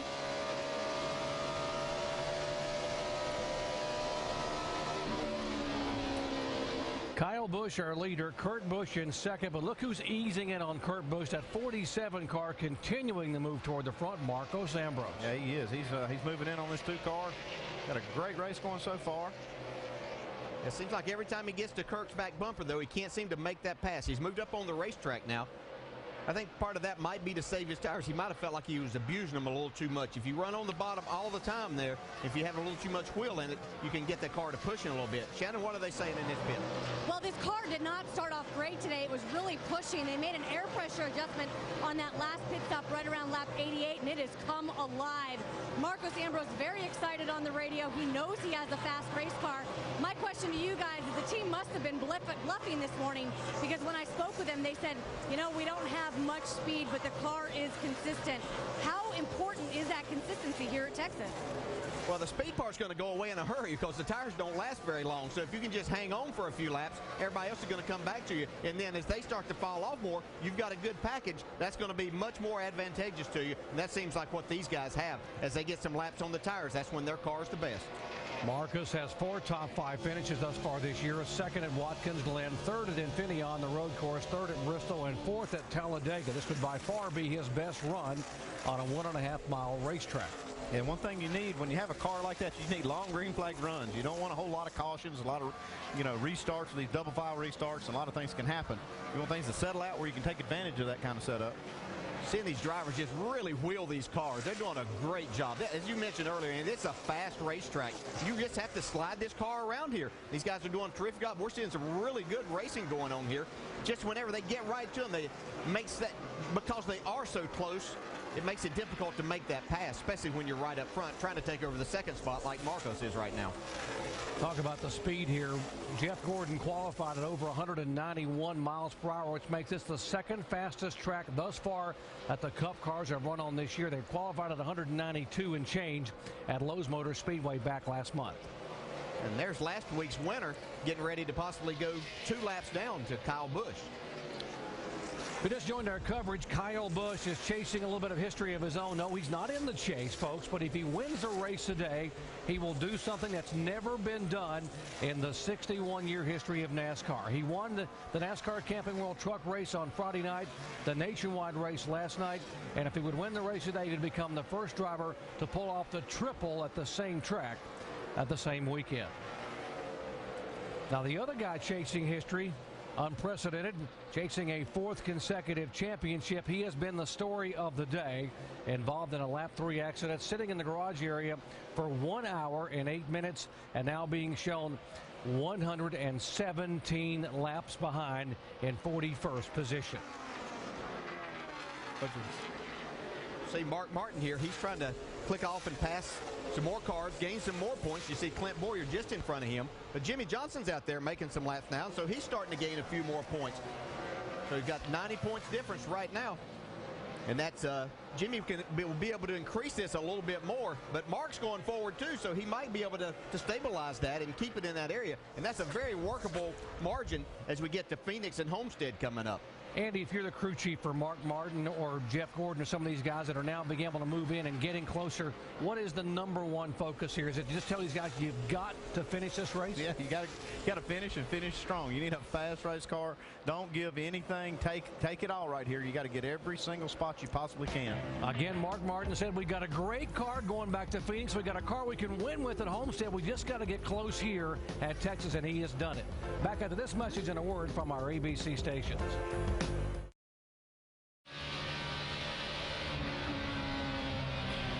Not quite halfway here in Texas today. We look ahead to next weekend. The NASCAR Camping World Truck Series runs at Phoenix International Raceway. Friday night, 7:30 Eastern, coverage on Speed. Saturday, it's the NASCAR Nationwide Series. Could see Kyle Busch crowned champion in that race, 4 Eastern, ESPN2 next Saturday. And then next Sunday, the now a little bit more closely bunched together chase for the Sprint Cup. Moe's to Phoenix. Our coverage presented by Goodyear. Next Sunday, 2:30 Eastern on ABC. I say that with an asterisk because we're not even halfway through this race in Texas yet. You never know what's going to happen as we move throughout the rest of this one. Alan Bestwick, Rusty Wallace, Brad Doherty from the ESPN Pit Studio. Kyle Busch out in front, trying to make history this weekend, trying to become the first driver to win 3 NASCAR National Series races at the same track on the same weekend. He started out Friday night by winning the NASCAR Camping World Truck Series race, led the final third of that race to take the victory. Then on Saturday, he just dominated. But 179 laps of 200 on Saturday, just flat went out, whooped. And so Kyle now out in front and has led the most laps today, 84 of the 142 that we've run so far in search of the triple. Just so you know, the closest that Kyle Busch has ever come to winning the triple was earlier this year in California when he won the first 2 races of the weekend and then finished 3rd in the Cup race. Headline #1 on the day, though, Jimmy Johnson getting in the crash at lap #3. He is back on pit road for more repairs. It has been an eventful afternoon. Oh, it was really time defending champ. Yeah, if you're just now tuning in, take a look at this. Jimmy Johnson beginning to race. He gets tapped by the 77 car, and the 77 got tapped by David Rudin, which started this whole thing. He gets in the wall. That was the big damage right there. They've been in pit road and in the garage yard for a long time, but they've got the car back out. It's running fast. He's still got an 85-point lead, though, folks. Pretty good. And pit stops are just now starting to happen again now. Shannon. Dale Earnhardt Jr. says, free me up through these turns. 4 tires and fuel for the 88. Dave. Tony Stewart saying this car is tight in the center of the corner. They will take on 4 tires. He gets up 6th place to make this stop just a little bit earlier than everybody else. Shannon? Martin Truex, another driver in the 1 car who has been having a problem with handling 4 tires for Martin Truex. He says that the car wants to spin out. Not good for the 1. Dave. Mark Martin trying to get a clear entrance this time into his pit stall. He follows Clint Boyer down as well. He'll come on pit road. Mark's saying the front end is not working well, but it's a little bit too loose as well. It'll be a track bar adjustment for him. Clint Boyer will get 4 tires for a car that is too tight right now. They'll make an air pressure adjustment. Jeff Gordon is on pit road as well. He gets to the first pit stall. Plowing is the way this car has been described this time. Remember, it was loose early. Now it's tight. They'll get a wedge adjustment for that. 4 tires and fuel for Jeff Gordon. Juan Pablo Montoya says the car is getting a little bit loose, but it's still tight in the center. You see those guys on the left side. It's going to be an air pressure 4 tires for Juan Pablo Montoya. And and Greg Biffle's just been fighting that no rear grip on his car. But now that the clouds are coming, you're hearing a lot of these guys are getting happy with their cars as they tighten up. 4 tires and fuel for the 16, Vince. The 18 of Kyle Busch, he's been happy with his car all day. Tire changes, 4 tires, and a chassis adjustment. Jamie. And Kurt Busch has not said a word on the radio. You see the wrench in the back, track bar adjustment on the right side. 4 tires and fuel for Kurt Busch.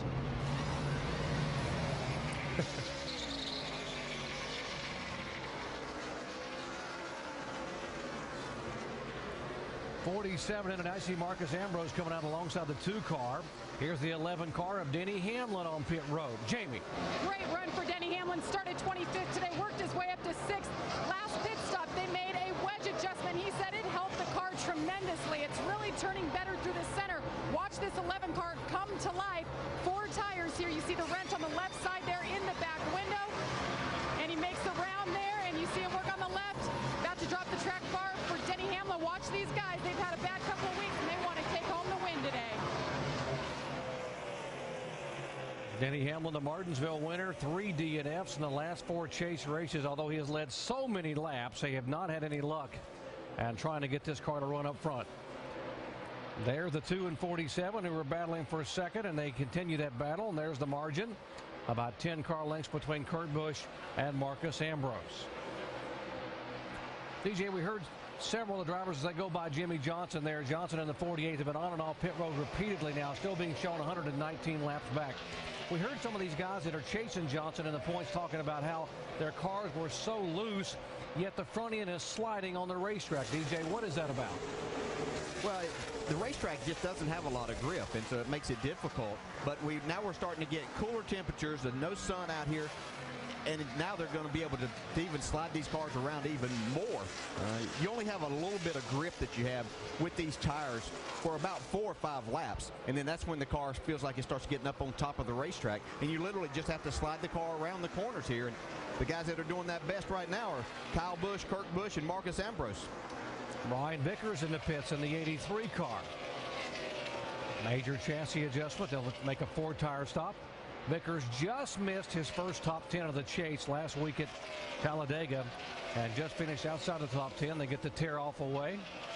But this has been the type of racetrack that these guys really found themselves running well at for the majority of the year. But in the chase, they've really struggled to find the handle. Battle for 15th position here. Ryan Newman, as you mentioned, we started toward the back of the pack. Didn't have a great qualifying run, but has now driven his car up into the top 15. And Jeff Gordon now back in 16th spot, and Edwards in 17th.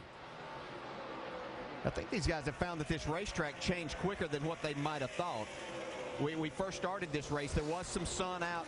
The racetrack, the track temp was up some, but it's really cooled off. Jeff Gordon, Steve Letarte, we heard them say they were going to make a big swing at theirs on that first green flag pit stop. They went a little too far, got over the edge, and made their car really tight. Now they're having to adjust back. Here's Kyle Busch. Just before that last round of pit stops, Kyle Busch had a 2.2-second lead over Kurt Busch. After that round of pit stops, he had a 4.8-second lead. Right here you can see he ranks first on pit road. 12.5, 12.3, 12.9. Boys are getting it done on pit road, and Kyle is also getting it done on and off of pit road. He's making up some time somewhere on that racetrack on these green flag stops. So important to be able to get on and off pit road in a hurry. So Kyle and Kurt Busch both having a good run. We talked about Marcus Ambrose. We haven't talked much about the 88 car of Dale Earnhardt Jr. Shannon. Well, speaking with Dale Jr.'s crew chief, Lance McGrew, who is going to be his full-time crew chief for next season, he said the goal for the rest of the year is to string together some good runs and build momentum. This could be the perfect weekend for that because, guys, they finished 11th last week at Talladega, and the race was pretty much uneventful, according to Lance McGrew. So they're really looking for a strong run here today. And talking to some guys in the garage today, I asked them what they thought the team that could win. They said the 88 they thought was one of the fastest cars on the racetrack. Shannon, it has been 54 races since Dale Earnhardt Jr. has gone to victory lane. June 15, 2008. And driving the car that he felt ran so well and led 41 laps at Kansas, they were very optimistic about how they would run here today. Here's the 18 car of Kyle Busch. He is our leader. Now, Kyle trying to chase some history, but some of the guys moving in on Jimmy Johnson are trying to stay there and move up as well. But look who's in danger of being lapped. Right in front of Kyle, about a half a straightaway, is the 24 car of Jeff Gordon. Yeah, he's less than 3 seconds from getting a lap down here. This opportunity that they have here today, as we take a look at the points, this is not what they were looking for when they saw the 48 have problems early. Right now, as the point of the race, he's going to have to dig deep and try to do everything he can to make the best lap possible to try to stay on this lead lap. So that gives them a chance when they have a caution, they can work on this car and get him back in contention. Jeff Gordon up and now in danger of going a lap down to this guy. Kyle Busch chasing history, trying to become the first driver to win all three at a track in one weekend.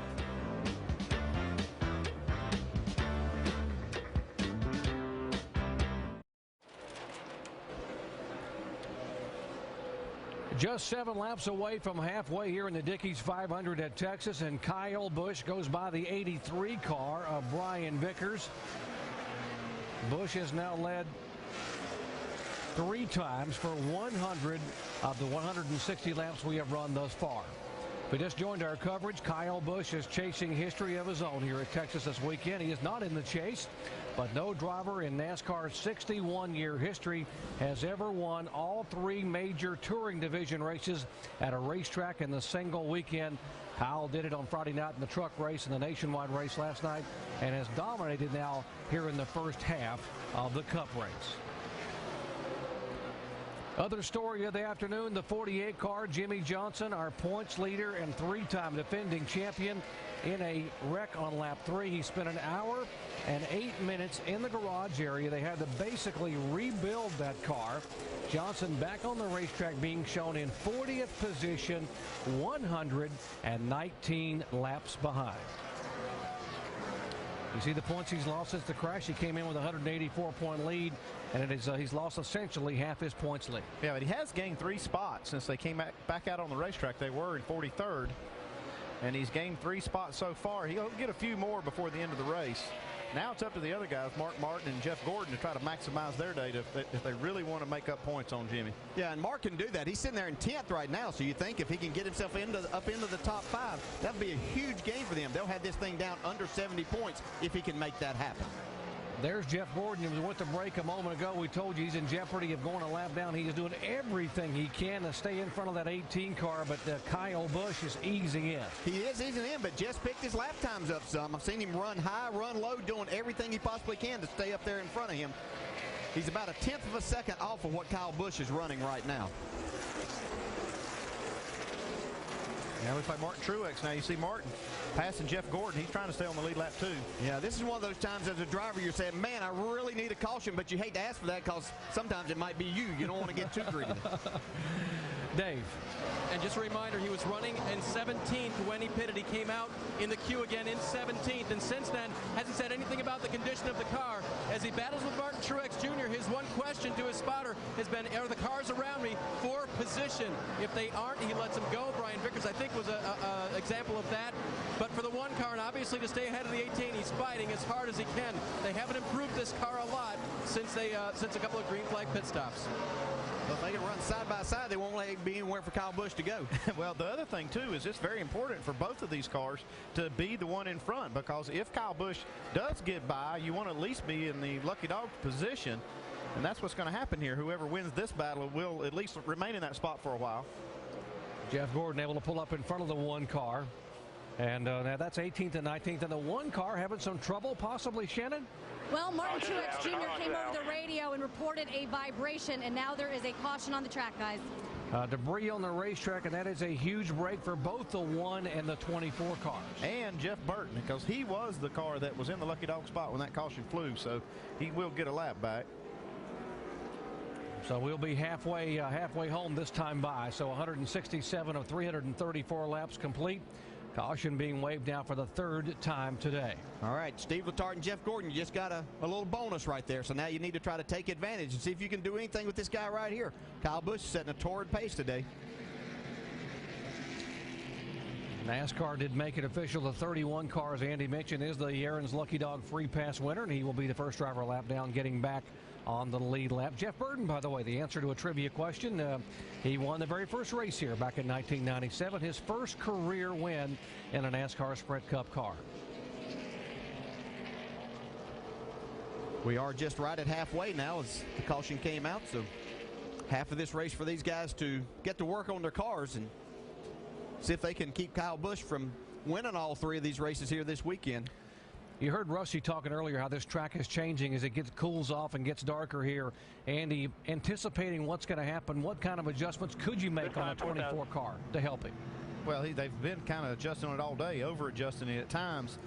They just got to be careful and really listen to Jeff and see what what the car has been doing in comparison to what they've been changing. And it may be the racetrack more than it is their changes that are really causing them the most problems. So they have to get on the other side of their problems here.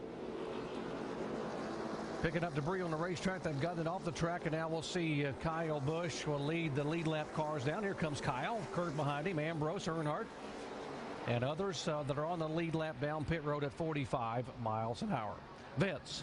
Crew Chief Dave Rogers said these next three races, his first three races as crew chief for Kyle Busch, would be all about preparing for 2010. That might be scary for the rest. No changes on this car. It's that good. 4 tires. Shannon.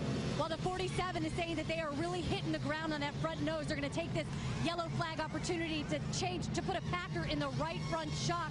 4 tires for the 47. Jamie. Kurt Busch said now that the track is rubbering in, the rear isn't sticking as well as it was. Right side air pressure is the call, Dave. Tony Stewart, little free in, little tight in the center, down on the track bar, 4 tires. Let's see who wins the race off pit road.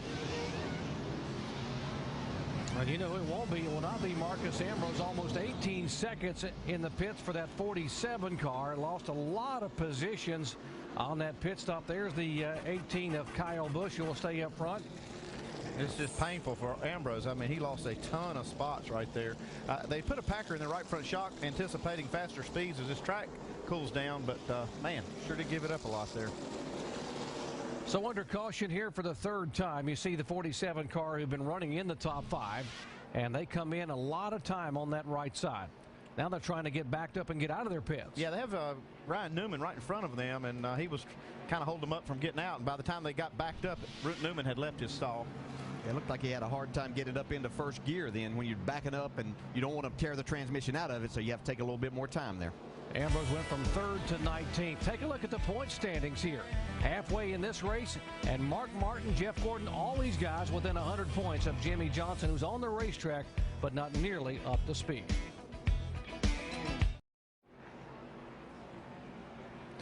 Just past the halfway here, NASCAR Sprint Cup Series Dickies 500 in Texas, and our points leader is the story of the day. A big wreck on lap 3. They've had to rebuild the 48 car. Now he is back on pit road. Let's listen in. Jimmy, what do you want to do here? Do you want to run this thing all the way to the end or just until we can't get any more spots? I think all the way to the end, right? Yeah, I mean, I don't want to, if you feel anything, I don't want, to have any issues. Like, I don't want you to pound the wall or anything, You just got to be smart. Yeah, one thing Chad realizes is the most important asset that this team has is the driver. They don't want to get him hurt. If something's wrong with this car, they want to just try to get as many spots as they can. But I've always been the one that wanted to do all you can do. Try to finish the race. Even if you can't gain another spot, it's still not a DNF on your record if you finish the race. We just had the third caution flag today, debris on the racetrack, and so why don't we show you some of the pit stops. In fact, go over the wall with the front tire changer for Robbie Gordon, Mark Hollywood Armstrong. See all the brake dust that comes out of that wheel. Even on these big tracks, they're using brakes. The clean wheel, new tire going on.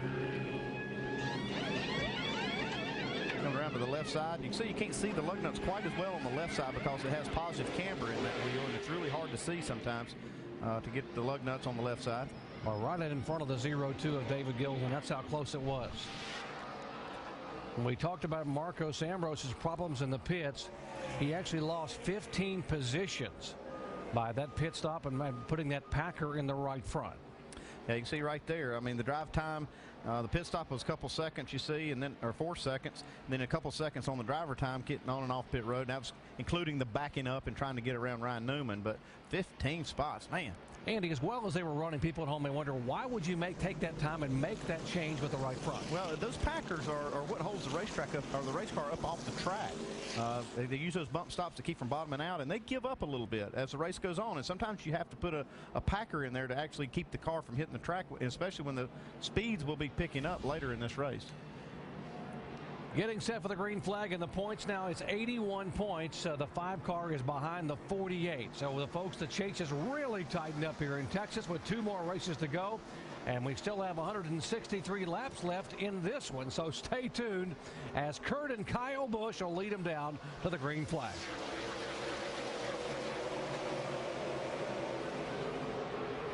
Dale Earnhardt Jr. in 3rd position, having a good run in the 88 car. He has yet to lead a lap today. See, Kurt Busch gets slight advantage off of turn 2 on his brother. Dale Jr. there in 3rd. It looks like the bottom lane was the one of choice right there on that restart.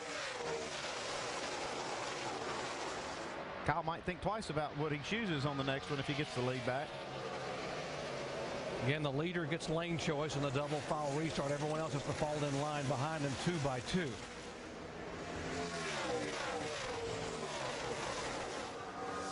For our 3 single file, you see the 33 car to get a little racy back there. That is Clint Boyer running in 5th spot, trying to move in on the 00 of Rudeman. There is Boyer in the 33. And behind them, they are 2 by 2, the 14 and the 5. Or a little wiggle from both those cars. Yeah, look at Matt Kenseth getting a little tail happy off turn 4. This group of cars has been very well matched most of the race. Oh, trouble, turn 2. In the wall. Montoya up there. Gordon around Jeff too. Gordon spins around. Comes Keselowski into it. Major points implications. Montoya's car back into the wall. Carl Edwards heavily damaged front and rear. And Jeff Gordon has some damage as well. Yeah, I don't think Jeff Gordon's got much damage, but Montoya got into the 99 right there as they entered the corner. Yeah, it looks like Gordon has 0 damage. Over here. A lot of damage to Montoya, though. Juan Pablo's car. No, I didn't hit anything. And the guys that were trying to close in on him, some guys that are injured, and this guy may not be, from looking at the car, may not, as you guys said, may not be have minimal damage on it, but he will have to come on pit road and change tires. This time for tires. Yeah, Take the penalty. This is Are still they flat or are they just shaking? They're flat and shaking a little bit. This time, take the penalty. Where's, okay, pace cars are 2. This time we'll take the penalty. Put 4 tires on it, guys. Talk to me about the pace car, Shannon. The penalty is pitting with the pits closed. He doesn't care. He wants to get him on pit road and get those tires changed. You see him going by the damaged Montoya car, who's headed to the garage area. Yeah, the thing is that they don't want to tear the race car up with flat tires by going an extra lap. The penalty is just starting at the back of the field, so it's not that big a deal. He's already back there. Go look at the splitter. 4 tires, fuel, stay back. No fuel. Check out the splitter braces. Yeah, they're concerned when he spun there. He came down off the racetrack. Splitter braces good? You got one broke, or are they good? You got one broke. Okay, let's get a plan there. Let's just leave hit it done. Okay, let's go get caught up. Nice and easy. Go. You see Steve Letard taking care of the details. They're talking about a splitter brace that's broken, so they want to fix it. And that's the kind of leadership you need, especially in situations like this. You have a chance to gain on a championship here. Let's show you what happened here. The incident involving the 99 of Carl Edwards. You see his car heavily damaged sitting there, and the 42. See Montoya just get loose there, and as he corrects his car, he gets up into the 99. Jeff Gordon, as he turns his car down to try to miss these guys, it gets loose. Here comes the 12 car into it. Boy, Truex just missed Gordon, and Newman just missed him, and you see, he said Brad Keselowski involved there. Gordon extremely lucky not to get damaged there. Yeah, and you might ask, why did Jeff Gordon spin out there? Well, you're going 170 miles an hour. You see, all he's doing is trying to turn his car. They've loosened his car up, so they've really got it loose, it looks like, but he's just having to turn the wheel. Did a great job. Now Juan Pablo Montoya's onboard camera.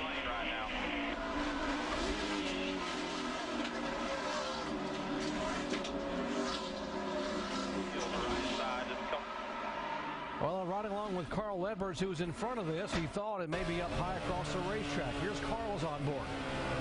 Yeah, Carl's looking ahead. He was trying to make a pass on Matt Kenseth. Hold it up there. Hold the brake up there. Hold it up there. Hold it up there. He just got super loose. Man, he just caught just enough of the bumper to send Carl around. As you said, he was just trying to go around the outside here. Man. Carl got the back end and the front and side of the car. Yeah, and for Jeff Gordon, he was already in that corner just as hard as he could possibly go. He couldn't afford to turn left any more than he was, and that's what made him get sideways and loose there during that. There are the teammates on the racetrack. The 48, Jimmy Johnson being shown now 120 laps down in 40th. And let's update, if you just joined our coverage, what happened to our points leader back on lap number 3 of the race, coming off turn 2. Watch the 77 of Sam Hornish. Yeah, Hornish gets tapped a little bit by David Rudeman as he corrects his car. He gets up into Jimmy Johnson. Looks like Jimmy might save it, but he comes back down into Hornish. Slams the inside wall. This car ended up going to the garage area for 1 hour and 8 minutes. They had to totally rebuild the front, the back, the water system, the rear end housing, so many parts and pieces to getting back on the racetrack, and being shown now 120 laps down. It looked like it was an opportunity for the 24 and the 5 car until this happened, and 3 chasers involved, 2 damage. You see the 24 car sliding by. And indeed, guys, as you said, the 24 of Jeff Gordon really dodging a bullet there. And now they're working on the front splitter. That was a hell of a save. The braces, actually, that hold that All right, splitter. listen, guys. This is our shot. They're going to be going one to go soon. This is our shot. Let's get it fixed, get it one time. He's telling his guys, we want to do it right now because we don't want to come back. Shannon? Well, Juan Pablo is out of the car, but the guys are working on the 42 car. Brian Patty said you guys are definitely going to get back out. But what happened out there, Juan? We just, really close racing. I think Carl was really close to me, and he drove right inside, right beside me, and it got me loose, and I lost it. It's one of those deals that if you don't give anybody in the room, it's going to happen. It's a shame. Everybody in this Target Chevy keeps doing an amazing job every week. This week, we didn't have the car we wanted, but running, getting better and better as the day went on. So, kind of sucks when things like that happens. Yeah, the 42 team have no DNFs this season, so they are working feverishly to get that 42 back out and to get some more points, guys. Trying to get him back on the racetrack, Shannon. So the 42 is there, the 99 damaged, also the 12 in the garage area. Under caution for the 4th time. That's the point separation. Back after this message and a word from our ABC station. We have 154 laps to go here at Texas Motor Speedway, the Dickies 500 chase race number 8, a day that's had its share of action so far, and we're a lap away from the restart with the Busch brothers on the front row. Time for our Aflac trivia question. 12 of the previous 14 NASCAR Sprint Cup Series at Texas winners are in this race. Who are the 2 winners that are not in the race today? I don't know. 2 winners not in the race today. At least you were honest about it. Here you go. Ready? Terry Labonte, Bill Elliott. Oh, Dale Jarrett, our own Dale Jarrett up there. Bill Elliott is in the race today. Oh, that's true. It's Terry Labonte and Dale Jarrett. And DJ, after what you've seen so far in this race, you're probably a little happier to be in the broadcast booth, I think? It's definitely less stressful and not as painful for sure. All right, let's hear from Carl Edwards before we get the restart. Vince? He's won here 3 times before, but it's not going to happen today. Carl, what was your take on that incident there? I might win the race home. I get to go home and see my wife. That's the only good thing. But that Aflac Ford Fusion was fast, and I ran beside Juan the corner before, through 3 and 4, and I got pretty close, and his car looked real secure. And we went down in that next corner. I gave him a little more room than I even had here in 3 and 4, and it's just the nature of these cars. Someone gets beside you and it gets loose.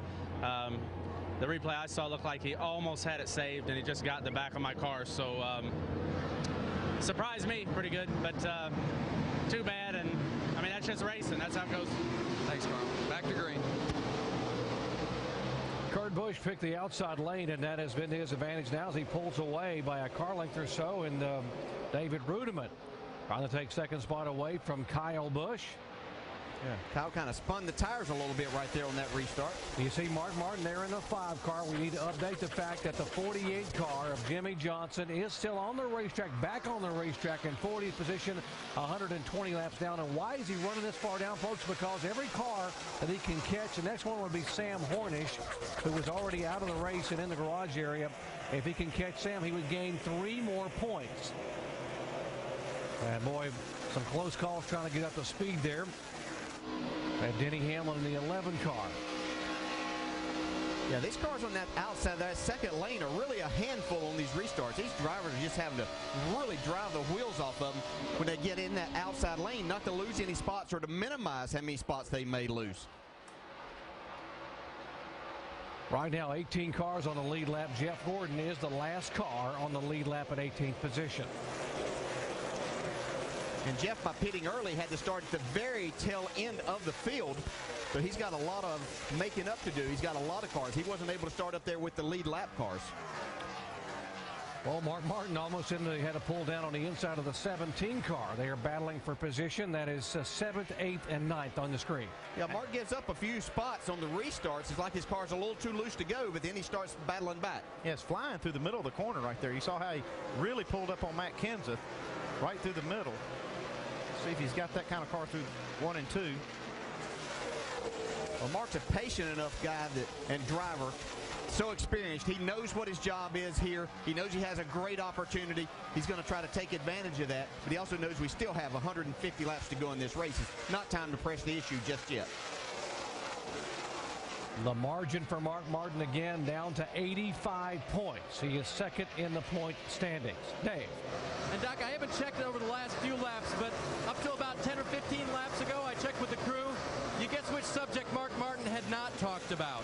The 48 car. That's right. He is focused on racing and winning and getting the points he can. He knows that Jimmy Johnson was in trouble today, but he has not conversed about it over the radio to his crew.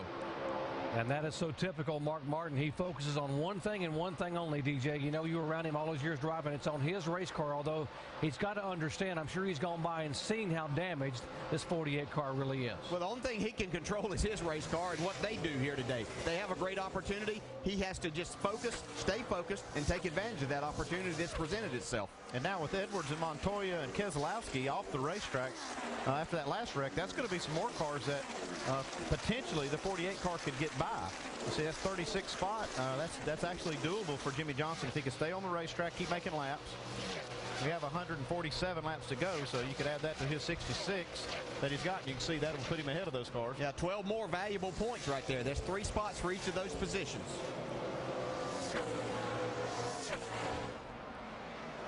We talk about the guys, the double foul restart.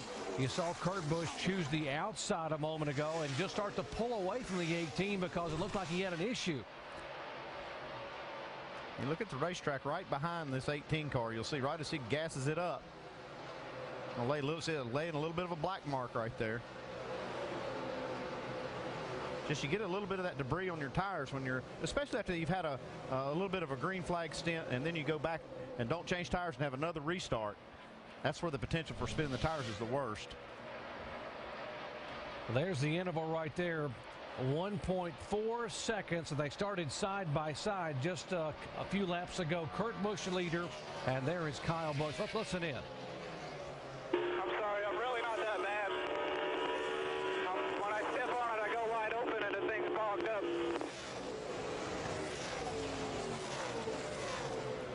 Kyle apologizing, the new crew chief, Dave Rogers. And what a debut for Dave Rogers. Had been over in the NASCAR Nationwide Series. 20 nationwide wins. The crew chief comes here and takes over this week. Really planning for 2010, but having a great run here with Kyle Busch. Here comes Mark Martin now, still trying to get by Matt Kenseth. Matt's making it tough on him. These guys have been friends. Matt knows that if he gets there, he's not gonna keep Mark from going forward, especially at this point in time of the race. But he really hasn't gotten to that point that Matt's just ready to let him go. Well, I think one reason is you see Matt Kenseth now has caught Clint Boyer. He says, I think I'm going to go on by Clint and see if I can get this spot. And then if we get out in clear racetrack, you're still faster, I might give it to you. But I'm going to try to make up some spots here. He's really helping Mark by going to that second lane up there. Now Mark's able to get a lot more air to the front of his car, which is probably helping him. Boyer being shown in 6th position. By the way, Kenseth has led more laps at this track in a cup car than anybody else, so he's pretty darn good when it comes to Texas. Kurt Busch, the leader. Kyle Busch, Reutemann, Earnhardt Jr., the top 4. ESPN's coverage of the NASCAR Sprint Cup Series on ABC. Brought to you by Dickies, wear with purpose. Chevy and our award-winning cars, trucks, and crossovers. Verizon Wireless, America's largest 3G network. And Aflac, we've got you under our wing. Major complexion change here at Texas Motor Speedway in the chase for the NASCAR Sprint Cup because of a problem with Jimmie Johnson on lap 3. A lot of guys moving in the point standings. And here's one of the guys they're chasing right now, Kurt Busch, and what a run he has had today. Kurt Busch has now led 4 times for 71 laps. Let's get you up to speed on our leader, starting with Kurt and Jamie.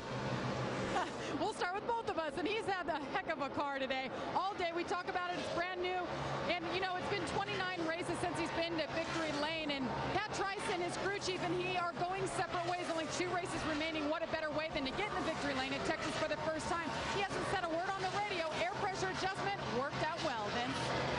And what a nice debut it's been for Kyle Busch's crew chief, Dave Rogers. Rogers and Kyle have worked together on the nationwide side before, but this is their first go on the Cup side, and it's been a good one.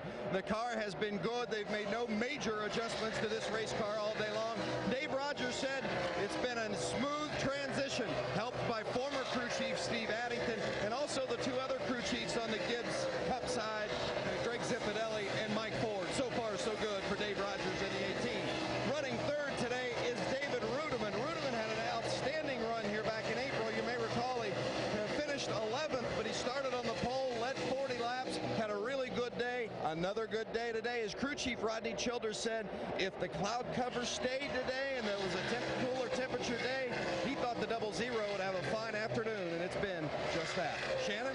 Vince, a lot of teams in the garage this weekend look to the 88 as one of the fastest on the racetracks. So far, so good. They have had some handling issues today, mostly tight in the center for that 88 car. But Dale Jr. said just this weekend that a top 5 would do miles of good for this team's confidence, and so far that's right where they're running. Dave? Tony Stewart holding down 5th position in a brand new race car they took 2 months to build. Darian Grubb, the crew chief, told me you can get them done in 3.5 weeks or so, but if you do them in 2 months, you get to add all the stuff you learn along the way. They feel very good about this race car, trying to work their way toward that 1st position. Jamie? Oh, and Matt Kenseth and his team unloaded this car on Friday. They said it was not good. It was definitely not a special race car. Well, it has gotten better. He started 30th, and believe it or not, the best thing that has helped this car today, cloud cover. We keep hearing about it, but the cooler the track gets, the better his car turns and the farther forward he goes. Dave? Mark Martin has been fighting a loose race car. It's just a little bit better on this run. Alan Gustafson told me this morning the biggest problem for him was trying to get the car in the track during practice yesterday. They've accomplished that to a large degree. Now just trying to make up all the points they can based on what's happened to Jimmie Johnson.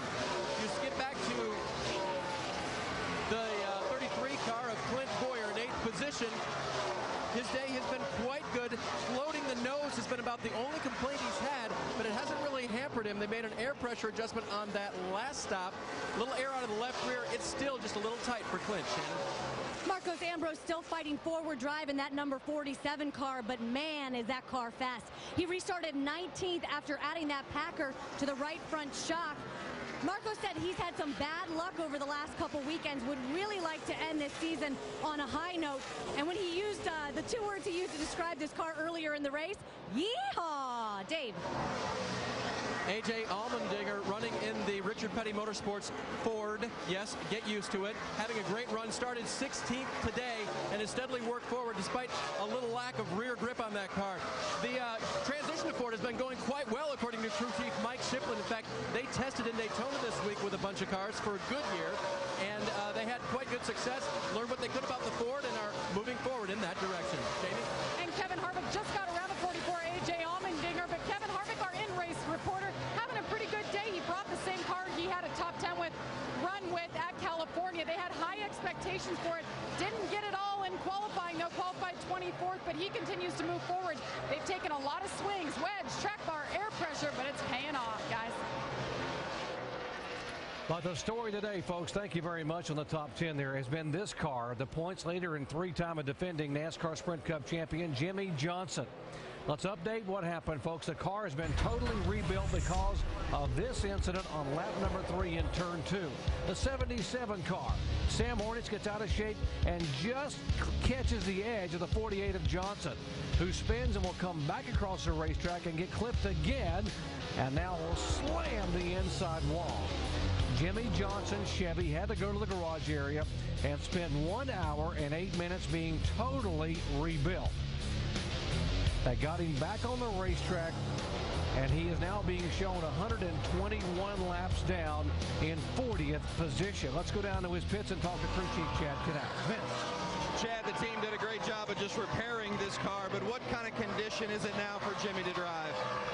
It's really not too bad. Obviously, the car's not as fast as what we need it to be, but I think we'll be able to keep tires on it and keep the car out there running above minimum speed. So, it's unfortunate to have that happen. I really don't even know what happened, to be honest with you, yet. But the guys on the Lowe's team did a fantastic job fixing the car, and we're back out there, we're making some laps, and I think we'll be able to pick up a few spots, and that's really all that matters. We're under caution, so I gotta get going here. Thanks, Chad. Doc.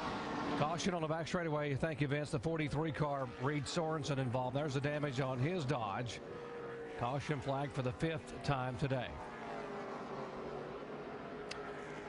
Looks like the right front tire's down and the right side's pounded pretty good. Oh, yeah, right front tire went down. Oh, that's a hard lick, too. Yeah, that's a hard hit. I think he might come down and get some of the inside wall right here also. He hit where the safer barrier wasn't. The barrier stops coming off the corner, and it just pancaked the right side of his Dodge. Take it to the garage. Take it to the garage. Now they got some broke suspension parts they're going to have to replace. That's a terrible feeling as a driver. That right front tire lets go, whether you're going down into the corner or coming out of the corner where you're obviously pretty much wide open in the throttle. Nothing you can do. Hang on. Now, the important part for these guys is try to get that car fixed. If they can't get it fixed, it can help Jimmie Johnson, who's going to try to limp around and get as many laps as possible and move up. In fact, Johnson, after 3 more laps, will be able to move in front of Sam Hornish in the 39th position. Hornish already out and in the garage area. Here come the leaders on the pit road. Vince. The 18 of Kyle Busch. Kyle says he hasn't had very good restarts lately. Apologized for that. He says he needs some more grip. They're going to go down a half round on the track bar and also make an air pressure adjustment. The 00 of David Rudeman free off the turns, but otherwise good. They're going to make a slight air pressure adjustment there as well. Jamie? Air pressure adjustment. Last stop for Kurt Busch made the car so good. No adjustments this time. 4 tires and Sunoco fuel. Dave? Tony Stewart's car running in 5th, loose in and off. It'll be a track bar adjustment down on that to help it. 4 tires and fuel. Jeff Gordon just ahead of him, really tight. Believes that right front is building up too quickly. They'll make an air pressure adjustment. Looks like Kyle Busch made no adjustment except to win the race off pit road, maybe. Yeah, Kyle Busch, once again, they get it done on pit road, Dave, and a great effort by the 18 crew. The 24 still sitting there. He was the last car on the lead lap, and now Jeff Gordon will get out. So Kyle Busch again gains a spot. Kurt back to 2nd. You see Earnhardt Jr. lost 2, and Casey Kane up 3 positions. Working caution for the 5th time a day, an incident involving the 43 car in the backstretch. Back with the restart in just a moment. 125 laps to go in the Dickies 500 at Texas Motor Speedway, with Kyle Busch now leading his brother Kurt as we work the 5th caution of the day. Let's recap what's happened so far in our Busch's Baked Beans race rundown. Big story of the day, lap number 3, Jimmie Johnson. Oh, Jimmie Johnson, problems right off the bat, off of turn 2. Take a look at this. The 00 gets in the back of the 77. Sam Hornich, he gets into Jimmie. Jimmie crashes, comes across the track, and bam, right here, the big one. That really tore his car up. Spent a lot of time working on it. So while Jimmie Johnson was in the garage, the guy trying to make history today, Kyle Busch, trying to win 3 straight races in one weekend, has been having a pretty good run. Boy, he has. He's led 113 laps thus far and really strong.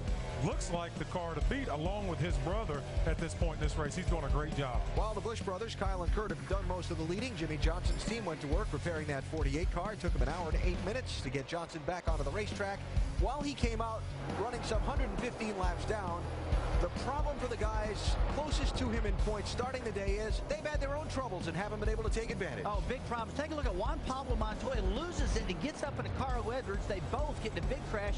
Jeff Gordon spins, doesn't touch anything, comes down in the pit area, repairs a broken splitter brace, and he's back on the racetrack with no damage, trying to battle back and gain some points on his teammate, Jimmy Johnson. Jeff Gordon is 18th in the race right now. Mark Martin is 7th in the running order. And Jimmy Johnson, for the moment, is back in 40th position, 121 laps down.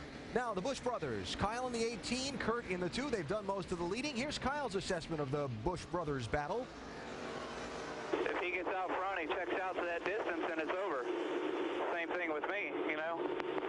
It's going to take traffic or a long run with pit stops and us get out front to win this thing. I don't know why I can't do it on the restart. I'm struggling right now. I'm trying to figure it out. We're going to win it. Good positive attitude about that, no doubt, with Dave Rogers. But the problem with Kyle Busch is the last couple restarts, he spun the tires, and he can't catch up. He just keeps spinning them, whether he's on the outside or into inside. Let's take a look at the restarts here. Yep. That's take a look at Kyle. Outside. See that right rear tire just spinning, spinning, spinning. You can see the little thin black mark behind him going down in turn 1. And his brother Kurt will get the lead on him into turn 1. That was a couple restarts ago. Now the last one. Watch the right rear tire. Watch the rubber come off that tire right there as he starts just burning that tire. Can't get it hooked up. So they're lined up side by side again. By the way, the Busch brothers have led 197 of 210 laps so far in the race. Championship picture mentioned again, Mark Martin running 7th. Jimmy Johnson for the moment showing 39th. It's an 84-point gap between them. It was 184 to start the day. My, how things can change in Texas, gentlemen. It can change in a hurry. By the way, there were 7 wave-around cars. McMurray, Vickers, Elliott, Waltrip, Darnell, Andretti, and Sadler. Those are the 7 wave-around cars, and NASCAR has waved off the restart. They will add one more lap.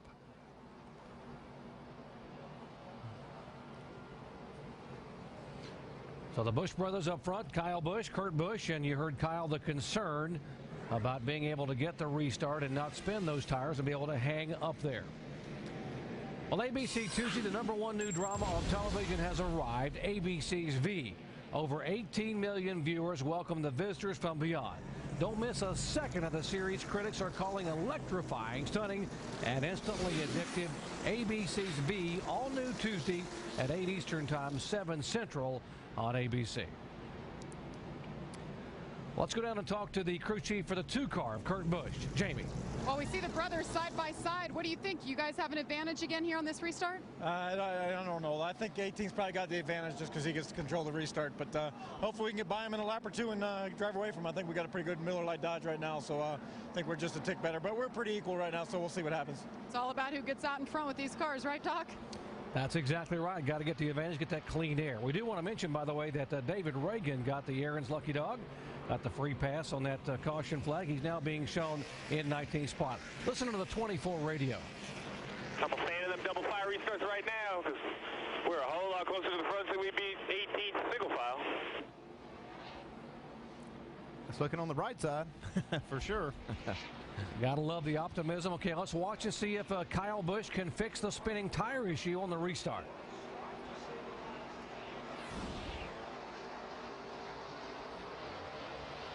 Still gets a little wiggle there, but it gets a good jump. Yeah, I think that was just where the rear tire's biting that wiggle. He was in the gas right there. Kind of outfoxed his brother on that one a little bit. See if Rudiman can hang on the inside. No, Kurt's going to get the momentum up high and go by Rudiman for 2nd spot. Matt Kenseth is there. So is the 14 car of Tony Stewart as they are side by side for 4th spot. See right behind them Mark Martin and Dale Jr., who lost a couple of spots on pit road that time.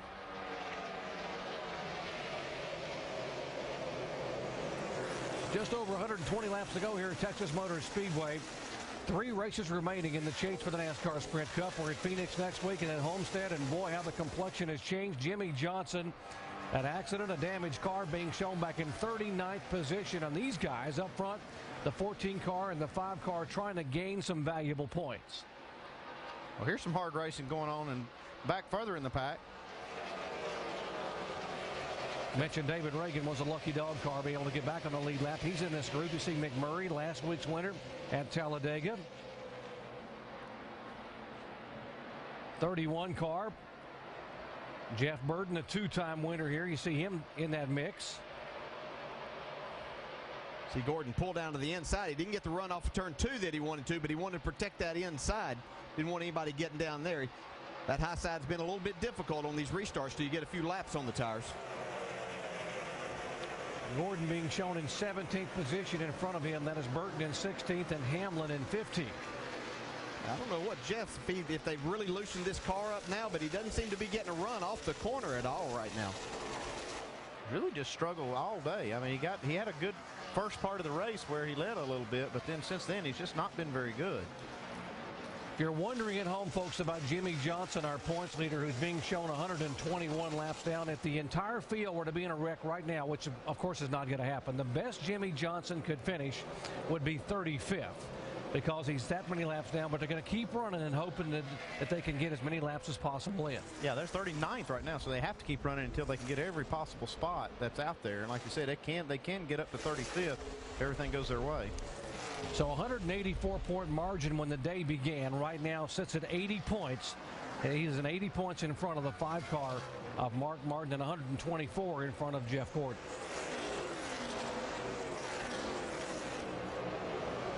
There's Kyle Busch, and again, if you just joined, we mentioned that Kyle Busch is chasing a little bit of history of his own, trying to become the first driver to win the trifecta at a racetrack on a weekend, winning in the Trucks Nationwide and the Cup car. Yeah, right now it looks like his brother might be the only one that could spoil that possibility, as we see Ryan Newman going around the outside of Jeff Gordon here. The other shot just a minute ago coming off of 2. We saw Marcus Ambrose on the inside of Casey Kane trying to take that spot away as he's gotten himself back up into the top 10. Trying to move into that 8th spot. He lost 16 spots on pit road when they put a Packer into the right front shock bump stop. He's been trying to make that up ever since. He came out 19th. You can see now he's moved his way up into the top 10. Our in-race reporter there, Kevin Harvick, having a pretty good day today. He's up into the top 10. Gordon really struggling, though. 20 car moving into your picture. That's Joey Logano, the rookie, being shown a lap down now in 24th position. He is the first car that is 1 lap down, so he's going to fight hard to stay in that spot. He's fighting Casey Mears for it right now. By the way, our condolences to the Logano family. He lost his grandfather, Salvatore Logano, this past Friday after he had battled a long time with lymphoma. So our condolences to his dad, Tom, and the entire Logano family. Talk about our in-race reporter, Kevin Harvick, moving in on the 9 car of Casey Kane. That's for 9th spot. Yeah, talking to Kevin the other day, he was pretty excited about his race car. He thought that they had a good balance to it. He said that he was really excited that maybe as they got later on, in the race, that it was going to benefit him that he could get to the front. So we'll see what transpires here as we get down close to 100 laps to go. 114 laps to go here. Could it be a historic day for Kyle Busch? Kyle Busch trying to win all 3 in the same weekend. Back after this message and a word from our ABC stations.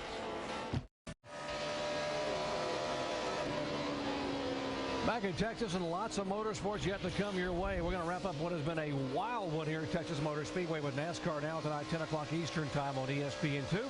And we invite you to join us next week, the Jewel of the Desert, Phoenix International Raceway, Saturday, 4 o'clock Eastern time.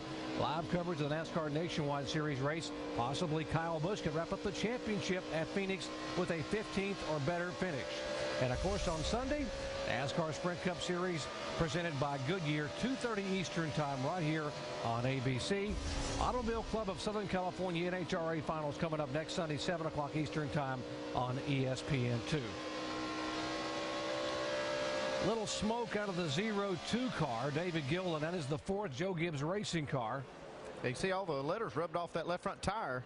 Yeah. A little bit of contact out there somewhere. Going into turn 1, Joey Logano, who's a teammate there, came up. David came down. Bad timing for those two. Yeah. Looks like Gilliland might have got the worst end of it. Good save. Well, 2 of the Gibbs cars, and the other one is the one everybody's chasing right now, the 18 car of Kyle Busch. And we talked about the weekend he's had, folks. He led 54 laps Friday night and won the truck race, 7th win of the year. 179 of 200 nationwide laps Saturday, picking up his 8th nationwide win of the year. And now you see the laps he has led here in the Sprint Cup race. And how about we go down to Mr. Rogers' world and talk to his new crew chief, Dave Rogers. It's been a good debut for Dave Rogers, but Dave, you guys haven't had to tweak on the car too much. How about the fuel mileage? You've still got one more stop to go. Are you going to be able to make it in that window? Yeah, M&M's Toyota Camry's been really fast all day. Kyle's happy with it. Making a few tweaks here and there, but a little short on fuel, so it'll be a nail biter at the end. Car-wise, anything to make it any better for that stretch run, or is he happy with it? More grip, more grip. They always want more grip, don't they, guys? Have you ever heard a driver DJ ask for less grip? Driver's best friend, grip. Man, I've never had one ask. Yeah, everybody thinks they can be a driver if you get more grip. Give me 4 good years every couple laps. Well, Kyle Busch a leader, Kurt Busch in second, Rudeman is third, Tony Stewart is fourth, and folks back in 5th position, moving up slowly is Mark Martin, and the points margin between Martin and Jimmy Johnson has now dropped, top of your screen, to 75 points.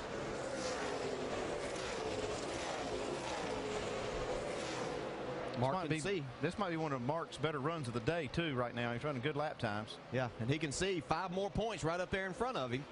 He's not thinking about that right now. He just knows that's another spot, and he knows that'll be very beneficial not only to him here today, but in his chances as he goes on and tries to get this championship. Dave?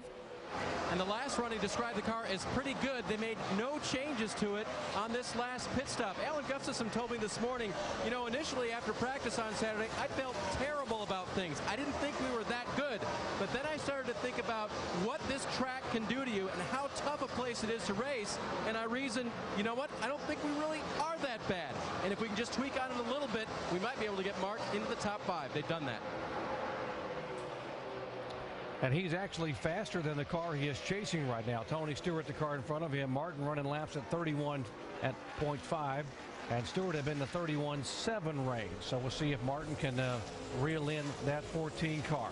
Well, the guy they're all chasing right now is Kyle Busch, who has now led 5 times for 137 laps. Kyle trying to get his 5th win here in 2009.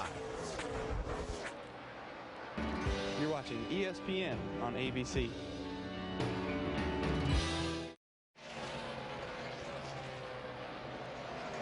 96 laps to go in the Dickies 500 at the Texas Motor Speedway. The race for the lead. The Busch brothers, Kyle in the 18, Kurt in the 2. They have dominated this day so far. We've talked a lot about them. We've talked a lot about the championship story with Jimmy Johnson's early troubles and the struggles of some of the guys chasing them in points. And while we see if Kurt can inch in a little bit further on his brother and make it a fight for the race lead, let's talk about some of the guys a little farther down on the lead lap that we'll want to put a little spotlight on here, besides some of the main stories of the day. Jamie, who you got? Well, Casey Kaney's one of the chasers. I talked about it earlier. This is not their favorite track. They're going to be happy to walk away. They didn't know what kind of car they had coming into today, and he has been loose all day long. I think Casey's given up. He said, I don't know what else to do. Last stop, they did air pressure, track bar, wedge adjustment, everything. Car remains the same. Vince? Jamie, that 11th spot now taken over by Jeff Burton, who had a hard crash in practice. They had to go to a backup car. The first laps that backup car saw, qualifying. He had to tiptoe. They started 42nd, and he's driven his way solidly up to, whoa, now 11th. Shannon, Jamie, back to you. And Greg Biffle on that last stop, they made a wedge adjustment, and he told his team, hey, guys, we're doing pretty well. I think we're actually going in the right direction. But he just came on the radio, and he said, guys, I am loose, bad loose. So the car, they thought it was getting better. It's not getting any better. Dave? A.J. Allmendinger has been pretty quiet on the radio since that last restart. He had been tightening as the track got cooler, so they made a wedge adjustment on the last run, and it seems to have improved the car just a little bit. Jamie? And Denny Hamlin, they had a pretty good run going. They were moving up through the field, but on the last stop, he slipped through his pit box and got frustrated, had to back it up, and that's why they had about a 20-second pit stop there. But his car, again, just fighting loose. That's what we're hearing a lot of, Shannon. Ryan Newman in the 39 car coming off that terrifying wreck last weekend at Talladega. They really have been struggling with the handling of this car all weekend. Tony Gibson told me they tried all of their intermediate setups on this car. They even tried the 14 setup, and nothing really worked. Since the green flag has dropped, they've tried to be conservative. They just want to keep Ryan out of trouble and out of another wreck this weekend. Now, right behind him, Martin Truex Jr. The car has been pretty good for the first 5 laps, and then he says it just goes to junk. This team really needs a good finish. They've struggled all season long, but this is a pretty good track for it. He's had 4 top 10s in the last 7 starts here at Texas. Dave? On that last pit stop, Steve Letarte had the crew pull spring rubbers out of the left rear of the car. It did improve. It's just a little bit tight right now, but since Jeff has lost all of his track position, he really hasn't been able to gain a lot of it back. Crew chief Steve Letarte told me this morning they only thought they had a 10th to 15th place car, and I thought he was kidding just a little bit. I don't think he was. They've been struggling all day long. Shannon? David Reagan has been struggling on tight off conditions on this number 6 car today here at Texas Motor Speedway, but they have been working on it all race long. David says he's very comfortable at this racetrack. He's turned a lot of laps, even made a truck start here. He finished 11th last season. He would love to make his way up into the top 10. Alan? Okay, thanks, Shannon. So those are the guys on the lead lap. We've had some others who were on the lead lap until a minute ago who were wave around cars and had to come in for fuel. Now, if you've been with us all afternoon, you've seen this several times, but people tuning in and out all day want to make sure they're up to date on the headline story of the day, which is Jimmie Johnson had a big lead in the points coming into the race, but just 3 laps into this event got in trouble in turn number 2. Yeah, turn 2. See, he gets spun right there by Sam Harness Jr., who got tapped by the 00 car of David Rudiman. You see Jimmy come across the track, hits the wall hard, big damage, been sitting in the garage for many, many laps, hour and 8 minutes. He's back on the track right now, trying to regain some precious lost points. And you see the gap now 70 between Jimmy and Mark Martin. It was 184 to start the race. Mark Martin is running right now in 4th spot on this racetrack. And while Jimmy's chasing history, the other headline story of the day is Kyle Busch, Brad, trying to do the triple. Yeah, we saw him almost do it earlier this year. Second race of the year, I believe it was, at Fontana, where he won the truck race and the nationwide race. Finished 3rd in the Cup race. Well, he's won both those 2 races this weekend, and right now he is a rocket ship out front. He's led 150 laps. And while we saw Kurt trying to close in on Kyle a couple minutes ago before the up to speed, Kyle has gotten away and established an 0.8 of a second lead with 88 laps to go at Texas.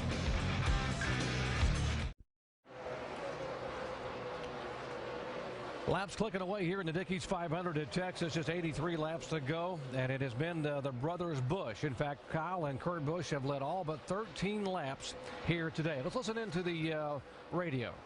You know how much this reminds me of a legend car race? That. Why is that? Because I got my brother in my mirror just stalking me. These two grew up running the Bull Ring, the mile short track out of Las Vegas, and they ran Legends cars. Of course, Kurt Busch, the older of the 2 brothers, but Kyle was pretty good, and they raced nose to tail, lap after lap, and a lot of fans remember the early years watching these guys run there on the 3rd mile oval. Yeah, we might have to get Kirk's take on that, though. Both cars getting loose off that corner. All right, we're going to check some speeds at the line here, see who's coming maybe on these leaders. I watched Mark Martin. He was fast there for a little while. He was the fastest car on the racetrack. Let's see if he still is.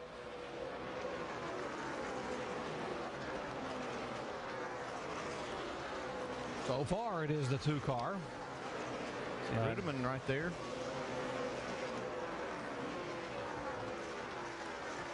See those cars flashing by. It's important to note, by the way, because of the impact it has on the point standings, that the 12 car has come back out of the garage area.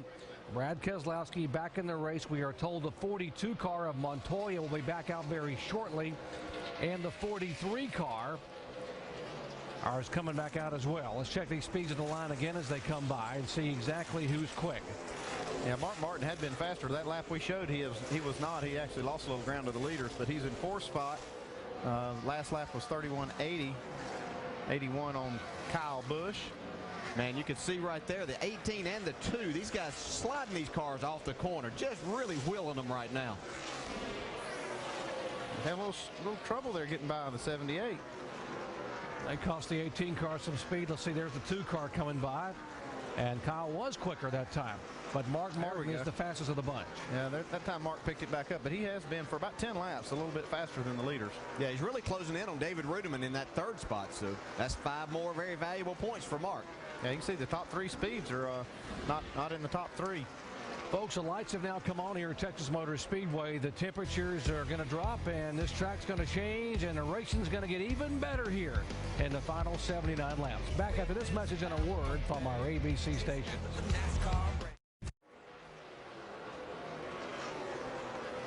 Back at Texas Motor Speedway here in the Dickies 500, Kyle Busch trying to chase some history and trying to win all 3 races here at Texas in the same weekend. That's never been done before in NASCAR's history, winning the truck race, nationwide race, and the cup race.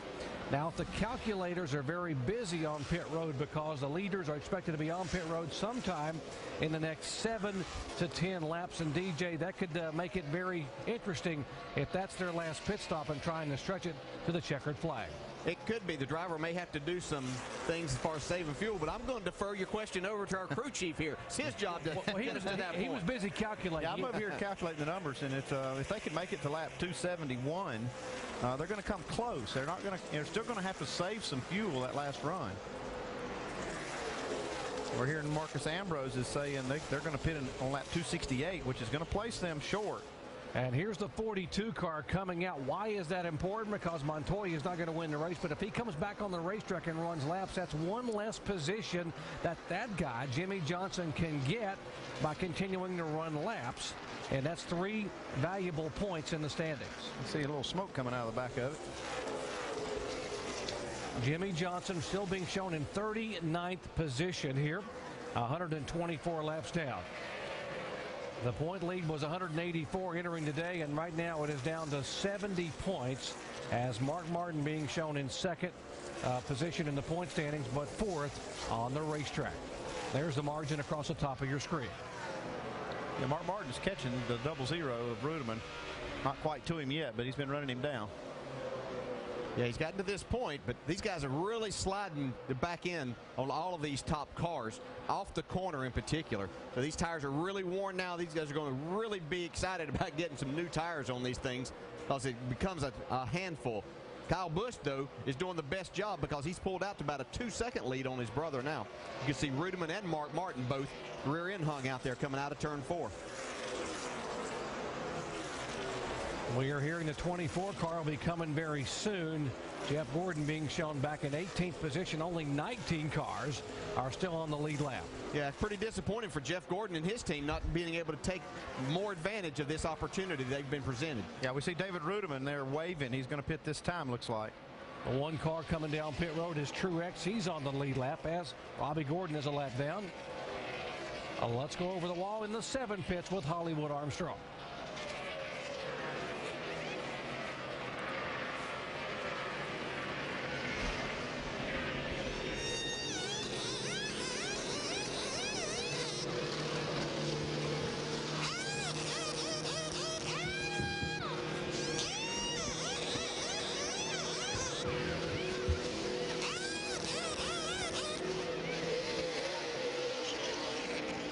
The 88 car is in there.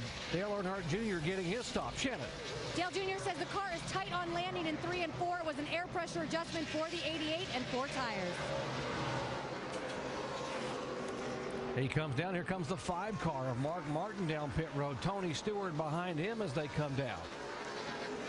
Tony Stewart did a nice job of getting off onto pit road there. He made up a lot of time on Mark Martin. Dave? Look out, Allmendinger exiting. That'll slow down Tony Stewart's entry a little bit. The 5 car of Mark Martin in as well. And so Tony Stewart's going to get a chassis adjustment. Mark Martin got no changes last time. He is going to get a little bit of an air pressure adjustment. This time, Clint Boyer is on pit road as well. He gave up the 10th position. Jamie? And Casey Kane in the 9 car still too loose, making more adjustments there, working on the left side. 4 tires, air pressure for Casey Kane. Shannon? Guys, Marcos Ambrose said putting that Packer in the car was a big mistake. They are going to take it back out on this pit stop. They're also going to take 4 tires and fuel for the 47 car.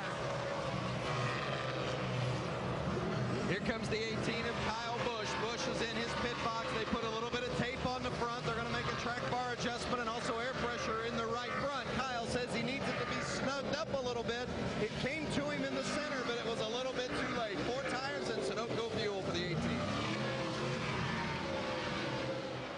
Mark it down, folks. Kyle Busch pits with 65 laps to go. That is further than they have gone all day long on fuel. Remember this race a year ago that Carl Edwards ran 69 laps but had to coast at about half throttle for the final 4 to 5 laps. Well, we may see that very scenario. Kurt Busch, though, trying to stretch his fuel. The like 11 Kirk, card. Maybe Kirk's going to come in this time. You can see him dive back down to the inside of the racetrack. Second place car, Denny Hamlin on pit road. Jamie. And Denny Hamlin just said he is too tight now, so they have to go back on those last adjustments, putting the track bar back up, putting the air back in, see if they can get this car back to running how it was earlier on. You see, he has some marks there. He got in the wall earlier on, so the car has completely changed. Now that the track is really cooling down, these guys are in a scramble to get these cars back to handling better. And Kurt Busch is in his box, been very calm on the radio and said, guys, I'm loose everywhere, and I've got a vibration. Let's take our time. 4 tires. Let's put some air pressure in and try to get this car back to the way it was. This is exactly what Kurt Busch expected the car to do. It's a good stop. He's down and away, guys. So he has a couple of laps to his advantage over his brother Kyle Busch in terms of the fuel mileage sweepstakes, and Kyle would have to go 65 laps. There's Kyle, our leader, who has dominated in leading 172 laps today. Just on that pit road stop right there, Kurt Busch lost a second to Kyle Busch. Marcus Ambrose in the 47, the 16 of Greg Biffle. They're being shown back in 11th and 12th position. Yeah, Kurt Busch is going to lose quite a bit of time on this exchange. Matter of fact, he's going to be back in the 4th spot, actually 5th spot behind Tony Stewart. Kyle Busch, our leader, and by the way, Juan Pablo Montoya has gone back to the garage area for more repairs that could impact the points. Back in a moment.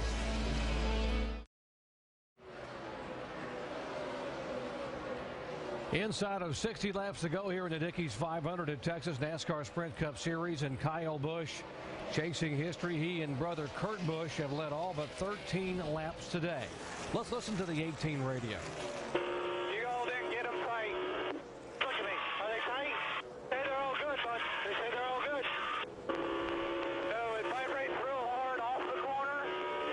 Goes away getting in, but then when I lift off the gas, it vibrates again. Boy, that's not a good sign. That's exactly what a loose wheel would feel like. Show you their pit stop here and see if we can see anything that may give us an indication if they have something that didn't get attached.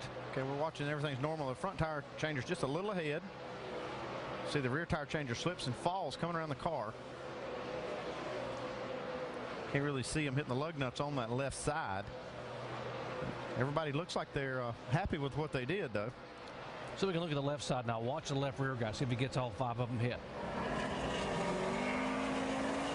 Yeah, that looks good to me. I mean, if I'm sitting there watching that, I would think the tires are tight. I wouldn't worry too much about it. I just don't like the way the driver's describing that, because that's exactly what the symptoms are if you've got a loose wheel. Vince? Well, and you guys saw the crewmen slapping high five after that stop, so they all thought they had taken care of their business. And Kyle, I can tell you, listening to his radio all day long, has not complained about the car at all. So for him to be very descriptive about the vibration in the car certainly was alarming to crew chief Dave Rogers. He went to the crew guys to make sure they did their job and got those wheels tightened on, those lug nuts tightened. They all assured him they did. That may be just one of their problems, because they're also about 3 laps short on fuel to get to the end. Got to be very interesting, Vince. In a right side shot of our pit stop. I can't believe those tires are loose, man. They hit them hard. Yeah, I have to agree. It looked like to me that they were tight. Yeah, and they're certainly trying to reassure Kyle, but you know as a driver what you're feeling in there. Of course, it can be different things. It could be that set of tires. Just take some time for the pressure to build up and then hopefully give you a better feeling. Moving in on the 6th car of David Reagan, and last time by, the 2nd place car, 3rd and 4th place cars were all faster than Kyle Busch. Well, he's backed off a little. They could be trying to save some fuel too. I think he's got for sure that there's probably all the way back to Kurt Busch, who's in the 5th spot right now. He may be the only one that I see right there that stayed out long enough that he might be able to salvage enough fuel out of this. Yeah, out of the top 10, he pitted on lap 271, and everybody else pitted 269 or earlier. So he does at least have a shot at it. He's still going to have to save a little bit of fuel to make it, though. Of course, I stood right here last year and said there was no way Carl Edwards could make it either, and he I was right with you. Well, folks, it came down to fuel mileage at this racetrack 1 year ago. Carl Edwards had led a ton of laps. He had dominated today, just like Kyle Busch has done now, and they told him he might be short on fuel. Remember how it all unfolded?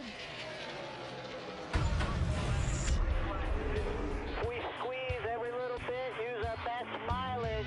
We are 0.2 of a lap short, so that's our best mileage of the day.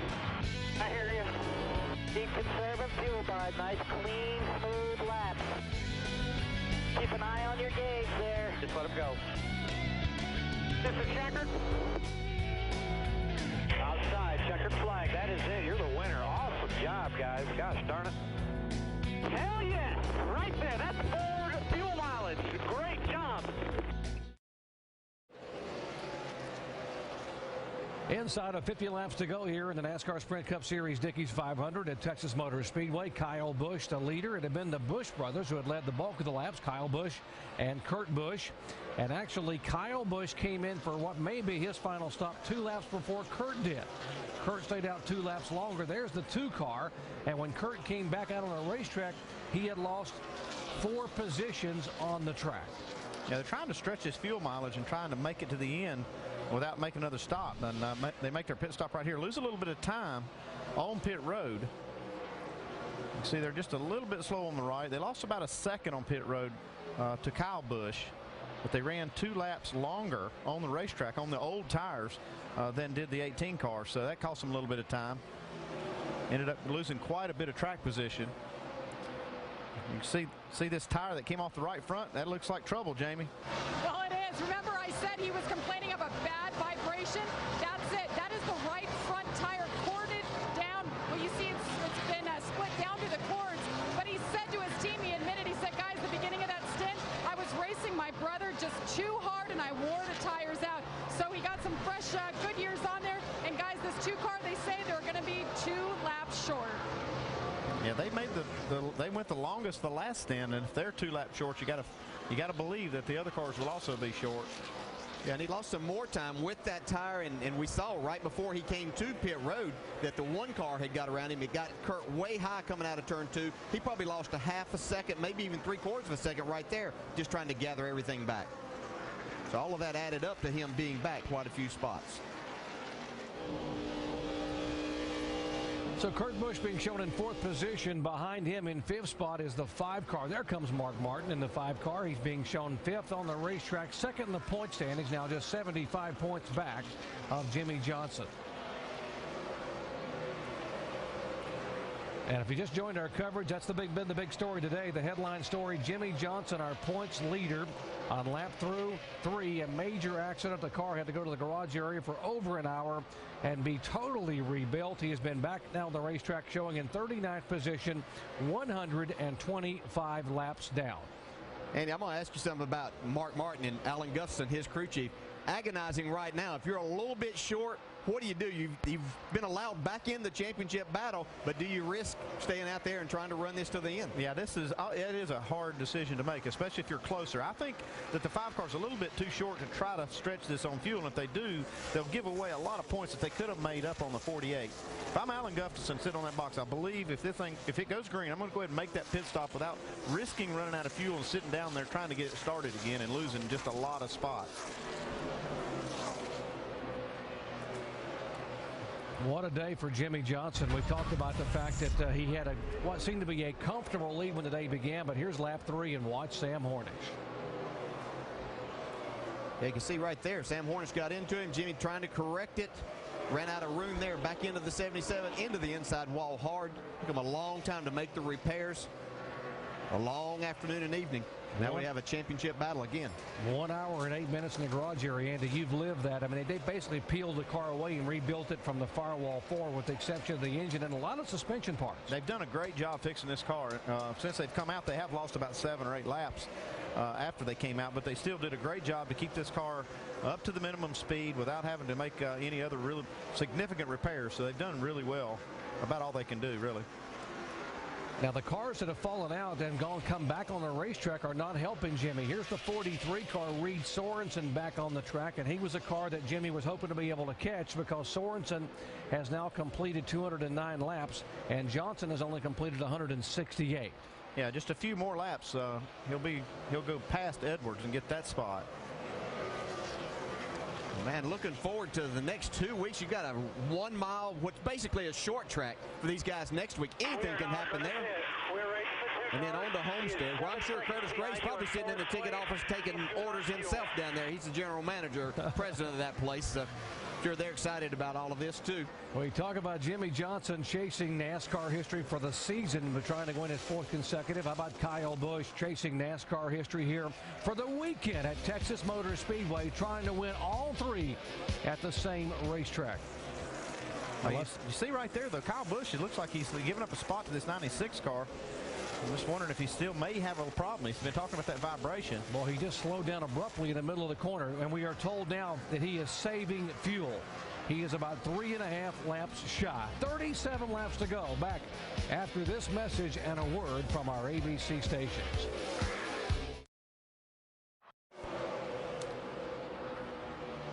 Laps clicking away here at Texas Motor Speedway. Great crowd. Biggest purse of the chase, and boy, we could be seeing the total complexion of the chase change. Jeff Gordon trying to stay on the lead lap. Not going to happen. Kyle Busch going by with 31 laps to go. A lot of concern about what's going to happen among the top 5 cars with fuel mileage. Why don't we check in with the top 5, starting with our leader, Kyle Busch, and Vince. Well, Kyle Busch started out about 3 laps short after that previous communication in the radio that we had played for you. Since then, it has gotten to within about a lap and a half as you see Jeff Gordon go underneath Kyle. So Busch is backing it out, definitely trying to save fuel, hoping that they get a yellow. Another one hoping for a yellow is the 00 of David Rudeman. He's running second. Rodney Childers, the crew chief, helping Rudeman and where to lift and what RPMs to run to save as much fuel as possible. But they had indicated they were much shorter on fuel than Kyle Busch. So they are in desperate need of a yellow, or they're going to have to come get some gas. Jamie? And behind him, Matt Kenseth. Look at him. He started 30th today, and now he's running 3rd, the best he has all day long. I just checked in with the crew. He last pitted on lap 267. They said they're going to be about 10 laps short. Now, he's conserving, but keep in mind, it was his teammate, Carl Edwards, that went to victory lane last year because of fuel conservation and the Ford engine. Now, just ahead of him, the 2 car of Kurt Busch. I just double-checked with Pat Trice and his crew chief, and he said we are still 2 laps short. They are conserving, but they're not conserving enough, Dave. Jamie, what do you do if you're Alan Gustafson for Mark Martin running in 5th? You don't get burned twice in 1 year. Remember Michigan? They made the wrong call on fuel. They finished 31st and kicked themselves back to 12th in the points at that time. Nearly missed the chase based on that. He's already told Mark, we're about 6 laps short. You go for it. Get all you can. We can't make it. Shannon? Dale Jr. very happy with the car right now, says it's really coming in on the long runs. Lance McGrew, crew chief for Dale Jr., said they're about 5 laps short right now on the racetrack, but this is a great run for this 88 car. Dave? 6 laps ago, Tony Stewart radioed in, can we make it? Darian Grubb's response, no we can't. We are 6 laps short. They'll have to come down pit road as well. Doc? So between 2 and 6 laps shy, these guys in the top 5, and they need some help here. Need a caution flag, or if they don't, they're going to have very good final stops. Okay, my question is, Andy, how many of those guys can you believe, actually?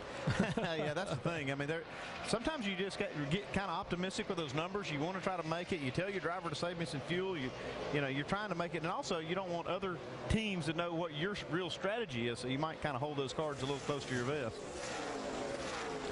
Remember, it was at Talladega in the final laps that people running out of fuel actually helped Jimmy Johnson because he was able to move up and finish 6th. And that's not going to help him right now because he's trying to get as many laps as possible. Johnson being shown in 38th position. Yeah, he just passed Carl Edwards. It wasn't all that exciting because Carl was sitting in the garage, but he did make up a spot on him. Now Now, if Juan Pablo Montoya continues to run, has been back on the racetrack, Jimmie Johnson will not be able to gain any more laps. Right now, it's about, 24 laps between Johnson and Montoya.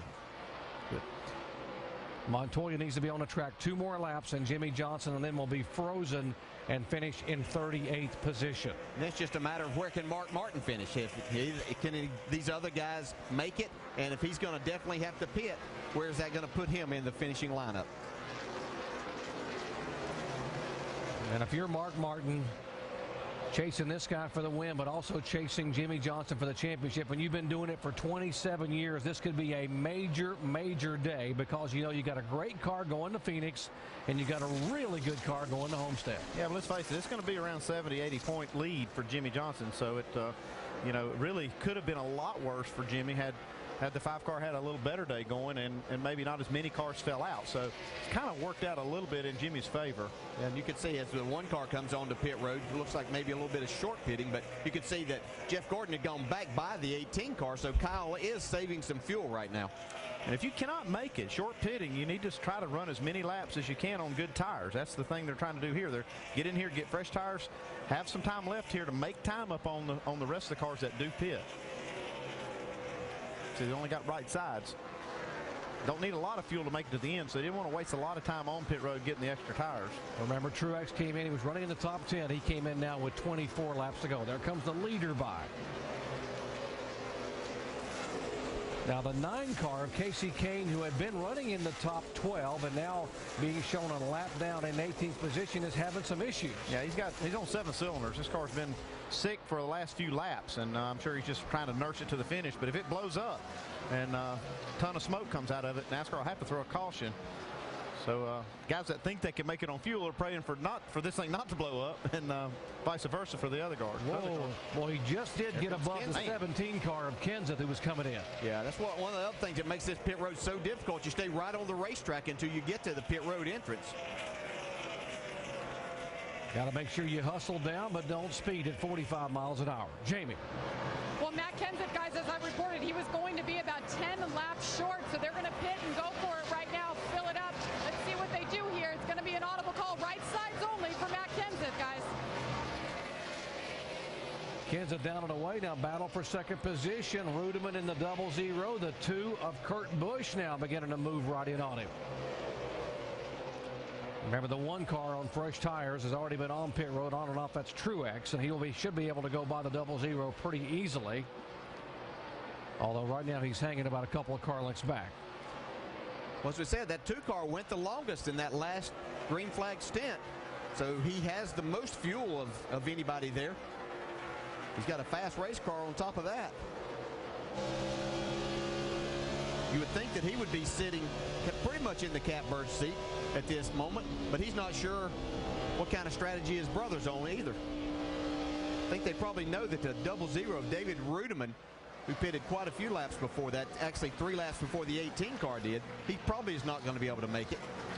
Greg Biffle on pit road for what will be his final stop as he comes down, and they'll put a couple of gallons in his car.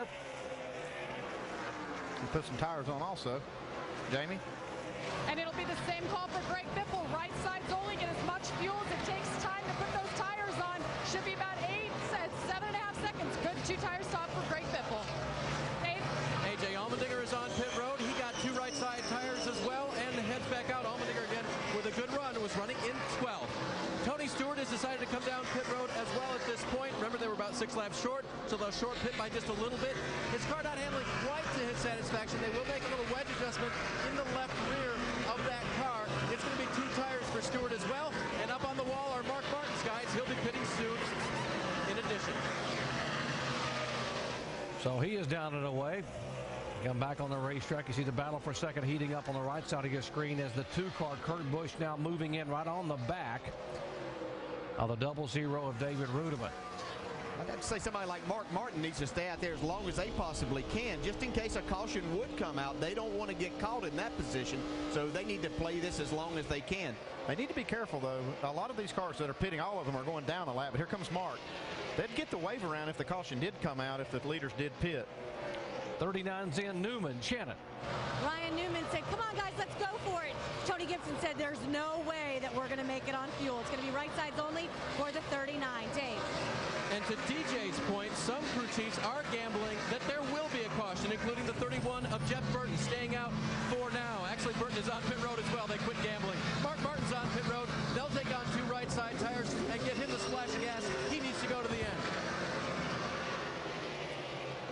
Mark Martin down and away, and Kurt Busch now going to the high side, trying to get around the 00 as Martin comes out. Yeah, it looks like Burton, he checked his odds and realized they weren't in his favor, so he went ahead and pitted. Forget that gamble. And Busch, now we got Kurt Busch in second, Kyle Busch leading. Here comes the 7 car down pit road. Robbie Gordon as he's coming in for his final stop. And let's go over the wall with Hollywood Armstrong. As he comes in, watch Hollywood change those tires.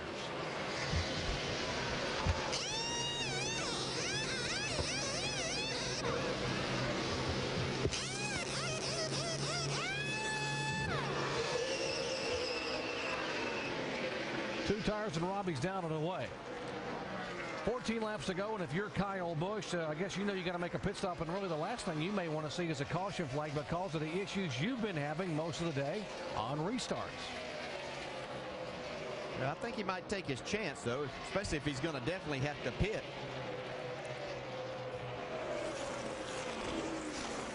You see Rudeman right there in the 00. He's kind of pedaling his car, trying to make some extra gas mileage, and there's the 17 of Matt. He just pitted and got some tires and fuel, so he's going to try to run as hard as possible to the end. See Dale Jr. right behind at the end of that pack right there, really sliding his car coming out of turn 2. We're running our race, bud. The 2 cars starting to back up, too. They're trying to save fuel. That's the 18 radio. You hear the both Busch brothers are trying to save fuel and make it to the end. Now, the question's going to be how much are they going to be able to back off and save? Slow down. You see Dave Rogers now telling Kyle Busch to slow down. Reminds you a little bit of Carl Edwards last year here, a little history here. Remember, hey, when was the last time brothers finished 1-2? Can you remember, folks? A 1-2 finish for a pair of brothers in NASCAR Sprint Cup. How about way back in October of 1999? It was Jeff and Ward Burton at Rockingham that finished done it first a and few second. times, too. Yep. Burton boys been pretty good, but how about the fact that never have Kyle and Kurt finish first and second? They got some work to do it today. They'll have to get some great mileage. And I'm not sure how much that Kyle can back off right here because it's not like Kurt's way behind. He's less than 4 seconds behind him. And Jeff Gordon will be coming on the pit road to make his stop. Get a couple of gallons of gas and 2 right side tires. Got to believe for that 24 car. He's now being shown third in the points, 109 behind Jimmy Johnson. Let's go down to Dave. And Doc, they gambled as long as they could. Remember, if a caution would have come out, they would have been able to pit and take advantage of that situation, but it didn't, so they will splash. And they won't even change tires for Jeff. Just a quick splash and go. Okay, we're getting inside that 10 laps to go. We're seeing now the gamblers. It looks like it's going to be the 18, the 2, the 00, 88, and 47, and possibly the 29 of Kevin Harvick and Denny Hamlin. They haven't pitted yet. Let's update the 2 car. Jamie. Well, Doc, Kurt Busch has been told by his team that Kyle Busch, his brother, is going to be 3 laps short. So Kurt came on the radio and said, okay, so disregard the 18. They said disregard the 18. Vince? The 00 of David Rudeman is running third, and Rudeman is trying to save fuel as well. As you look at the 2 car of Kurt Busch, running right behind Rudeman is the teammate 55, Michael Waltrip. And what they've told Waltrip is stay right behind Rudeman. If he would happen to run out at the end, push him across. Keep our eye on that one. That should be interesting. Only problem, Vince, that's not legal. It's legal to push somebody, but not on the last lap. If it's 1 lap to go on the white flag lap, you're not able to get assistance. You see now Junior's going to come down pit road and abort his gamble, get fuel. They thought about it and said not worth the risk. We've had a good one. Let's not throw it away. So he's going to come on and try to get that car woed down and put some fuel in his car here with 7 laps to go.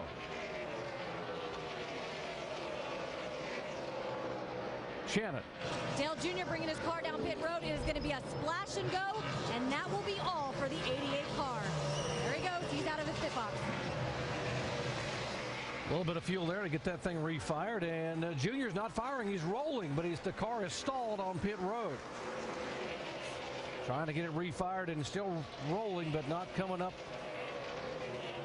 That's not good news because those things are so hard to start. Keep spinning it over, keep spinning it over. Second battery on.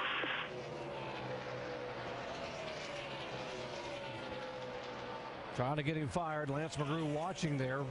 Not likely this car is going to start. I mean, once he's gone this far, those batteries and starters are just only spin so much, and it takes a lot of battery power to spin enough fuel from that fuel tank up to the engine. Remember last week at Talladega, they held that 24 car on pit road until they got fuel pressure. They had to get they were putting fuel in with the bottle, with a little fuel bottle in the cowl opening there.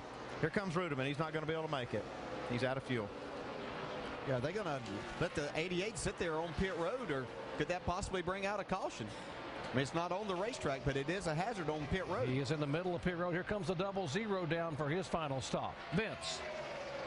There you see the 00 of David Rudeman. He is in. We told you just a few moments ago they thought they were going to be short. In fact, early on they anticipated 10 laps short. So it ends up being about 5 laps short. So they're putting fuel in and trying to fire the 00. But he's not going to get the finish. Boy, they had a really good run today, but not likely going to get that finish that it justifies the good run that they had. Thank you, Vince. And the 88 car did get it fired, so Dale Jr. now leaving pit road and trying to get back up to speed on the racetrack. Well, another weekend where the 88's just not going to get the finish. He ran great all day in the top 5 most of the day. And here, unfortunately, their finishing results aren't going to show that. Okay, 3 to go. This time by for Kyle Busch. Can he make it? This is in that range that they didn't think they had enough fuel to make it. They said they I'm out, coming to you. I'm out. He's out. Okay, he's pitting. He'll be on pit road. And what about Kurt behind him? Kurt never pitted 2 laps later. He's coming off of turn 2, so Kyle Busch has a long way to go. So all the way down the backstretch for the guy who has dominated the day and led the race, trying to chase a little bit of history here at Texas Motor Speedway. Kyle Busch. 8 seconds, 2 to go. Okay, that was Kurt Busch taking 2 to go at the line. He's headed into 1. Remember, Kurt Busch pitted 2 laps later than did his brother Kyle, who was out of gas and on pit road. Marcus Ambrose is up in that 2nd spot now, trying to nurse his home. You see now Kurt Busch is just really pedaling that car now, trying to make this last lap. He's got 1 more lap to go. Now Marcus Ambrose is out of fuel. White flag that time by. Take care of it, bring it to the house.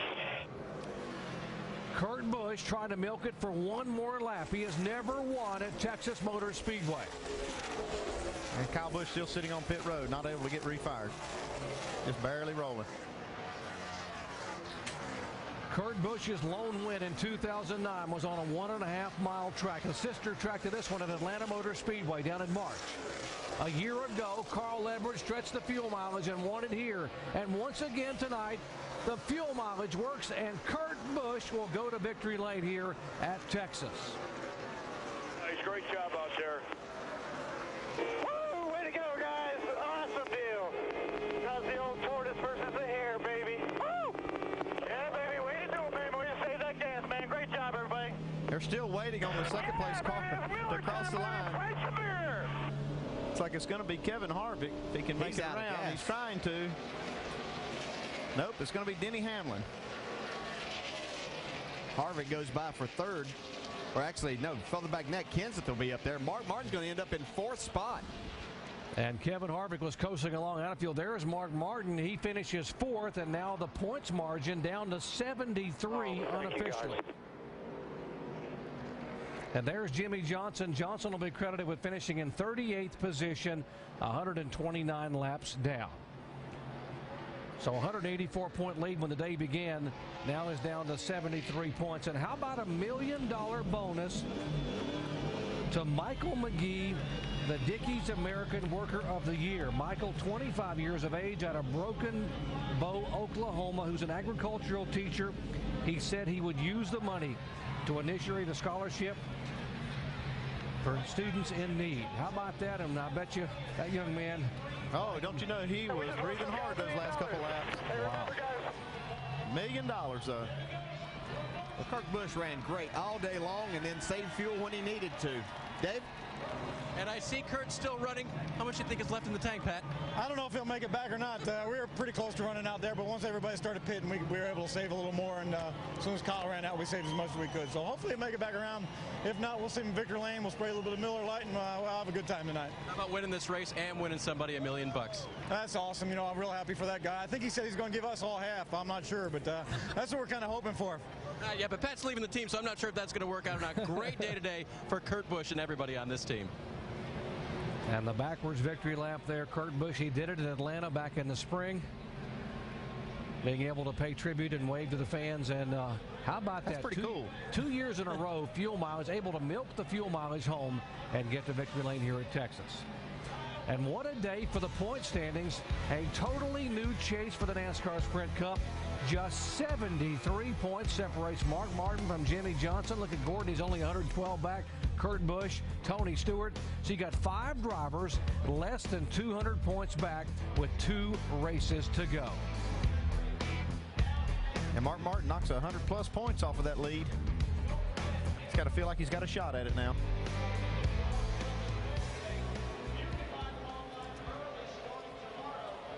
Now, how about our Gillette in the clutch moment?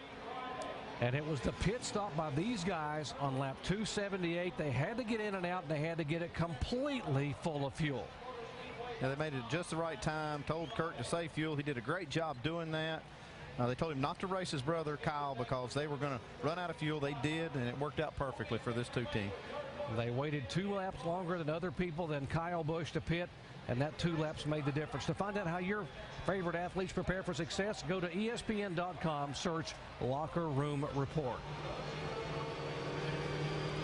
How about Kurt Busch there, just backwards and trying to drive it backwards using the mirrors?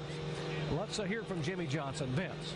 Well, the full range of emotions of the victory for Kurt Busch and the frustration probably for Jimmy Johnson after that early incident. The team was able to get the car back and get laps, but just your reaction to having your lead shrink down to just 73 points. You know, it's still a respectable lead. I mean, you know, 73 with 2 to go is a good position to be in. Man, I hate that we gave up all these points tonight. Sam just lost it inside of me, and I wish he could have waited a little longer to lose it. I saw that he lost it later on in the race, and he can do that from time to time. I just wish he would have waited a little while longer and didn't take me out in the process, but it's one of those things. I mean, not much we can do about it. We were just in the wrong place at the wrong time. But the guys did a great job to get this car back out on track to pick up a couple more spots, and we'll go to Phoenix and race. And we got 2 great racetracks for us. We didn't want this by any means, but we're still in a great position, and we'll go to Phoenix and race. You remained in the car for over an hour as the team worked on the car in the garage. You stayed in there, helmet on. What was going through your mind during that time? Just trying to play back through the crash and what happened, and if I could have done anything differently. And I could have maybe given him more room, but I would have had a more direct angle at the wall and would have, hit the outside wall. So I think back, I was just hopeful we'd get out. Hopefully there'd be some cautions and we can make up some spots. And the first report Chad gave me wasn't good. He thought we were gonna have to put the car in the truck. The car was so tore up. So as time went on, I could see their spirits lift, and I knew we'd at least get back out on track. And I started to focus on the things I needed to and quit worrying about the points. Well, it didn't look very good, but what was the car like to drive there for those laps during the course of this race? Wasn't very good either. That thing is beat up. It is not a fun car to drive up. We kept up at the minimum speed and made it. Yeah, Jimmy Johnson, he'll take a lead to Phoenix, 2 races to go. Folks, it all unfolded back on lap 3 of the race, and Jimmy was talking about Sam, and that was Sam Hornish in the 77 car that came up across the track and just nipped him in the rear, and suddenly he would get hit again and then pound the inside wall. You heard him talk about Sam losing. Actually, Sam got touched a little bit there, so I think once he sees that and understands that, he'll know exactly what happened a little bit more. Not that it's going to ease the pain any. They had to rebuild the car, spent over an hour in the garage area, whole new front end, rear end watering system. They changed the suspension on the car, new rear end housing, new trailing arms, and he would lose 111 points here and now have only a 73-point lead. Look at that. How about that for Kurt Busch? Let's go down and visit with the second place finisher, Denny Hamlin. Shannon. What a great run for Denny Hamlin. I know that this chase has just been so tough for you guys. How badly did you need the second place finish tonight? Well, yeah, we definitely did, but hats off to Mike and this whole FedEx Office Camry team. It's just You know, we had a really good car and just had a horrendous day in the pits. It seemed, you know, we just dropped so many spots on pit road that we just couldn't overcome that track position. And I was trying to make something happen, got in the wall, and you know, ended up killing our car. But you know, the good part about that is I was now able to save fuel because there was no pressure from behind. So you know, I was able to save fuel, and you know, our Camry got the best fuel mileage it got all day. Yeah, it was half a lap to the good, and Denny Hamlin made it happen. He also moved up to 8th in the points. Doc? So a comeback of sorts for Denny Hamlin, being able to finish in second spot. And how about this young man here? He had never won at this racetrack, and he's able to win a fan $1 million.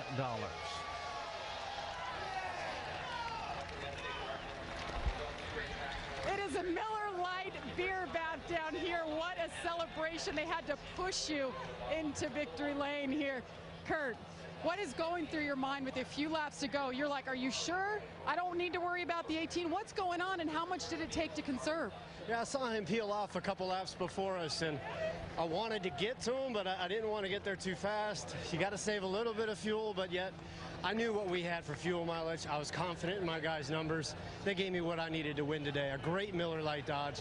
We were fast. We were playing cat and mouse with Kyle on restarts, and you know, it was the first true time that Kyle and I raced each other hard for a victory like this. And you know, for us to come away and knock him off his sweep he was trying to go for, it's bittersweet. I was rooting for him, but at the same time, this is for us and Miller Lite and Dodge. And I want to thank the fans. I want to thank Operation Homefront. They've been on our car for a few weeks, and it ends here with Veterans Day, and it's just unbelievable. And right now, Penske Racing, this team, we're on it. We're doing good, and just got to hit it solid. And thanks to Sprint, they do a great job with our series. Operation Homefront, you see members of the Army here, servicemen in victory lane with you, Kurt.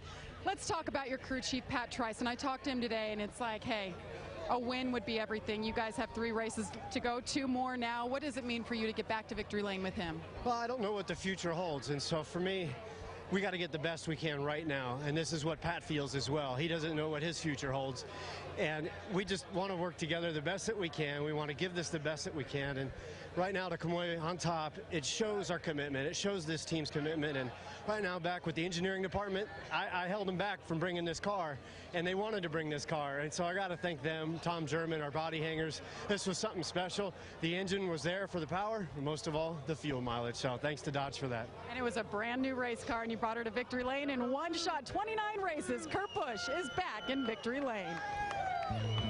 Second win of the year for Kurt Busch, first ever at this racetrack, Texas Motor Speedway. He gains a couple of spots in the point standings from 6th to 4th.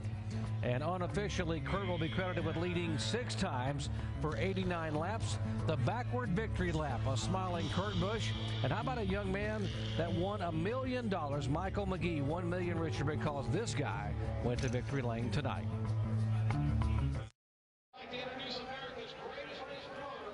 Kurt Busch celebrating his 20th NASCAR Sprint Cup Series win in Texas Motor Speedway's victory lane after he took this afternoon's Dickies 500, leading 89 laps. His brother Kyle Busch led 232. Between them, the Busch brothers led all but 13 laps of this race. A dominant performance. One is celebrating, the other is licking his wounds after running out of fuel late.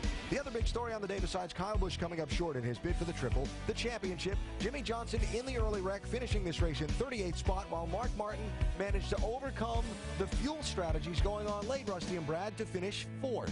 Mark did a great job. There's just no doubt about that, to finish 4th. And boys, we got a race right now for this championship. I just think this is a good deal going on right now, Brad. Yeah, hats off to Alan Gustafson and Mark Martin for going ahead and making that fuel stop and capturing and taking advantage of the opportunity they had today. They knocked a huge deficit out of those points today, and they got a great chance going into Phoenix. Let's talk about 73 points, 2 races. How big, how small of a lead is that? Well, it's a pretty sizable lead. We do know that. Jimmie Johnson's had less of a lead to go on to win in past years. But, I mean, still, he can lose it all in one race. We saw that today. I mean, Jimmy's not going to feel comfortable until he gets to Homestead and it's all over right now. And Mark Martin, Mark feels like he's got a chance right now. Him and Alan Gustafson, they're going to be sleeping pretty good tonight. Yeah, it's still a pretty substantial lead considering his past 3 years of winning. It's you know, in the middle of being the highest total. But he lost 110 points today due to an accident. It can happen. happen again. I'm not jumping off the bandwagon, though. I still think he's going to be 4-time heavyweight champ, but it makes it awful exciting. It just shows you that that's why we run the race. Well, let's see how Mark Martin's feeling after coming home with a 4th place finish in Texas tonight. Well, that is how you make up 111 points on the championship leader. Mark, would you ever anticipated that it could happen this way? It happened this way in reverse last week. So, you know, I'm not really sure why everybody counts everything out. When it comes right down to performance, you know, you can't beat those guys, Jimmy Johnson and those guys. But it's not over yet. The top 6, though, you know, I still kind of baffled at why everybody is so preoccupied with 1st and 2nd. The top 6 spots are being raced for like a dogfight. And I got 2 guys, 2 champions that knocked me out of championships, breathing down my neck. So the race is still on for all of us. And I just want to brag on Alan Gustafson and everybody on the Kellogg's CarQuest Chevrolet.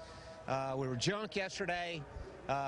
Fair at the start of the race. Halfway through the race, they hit on something, and it was a top 5 car.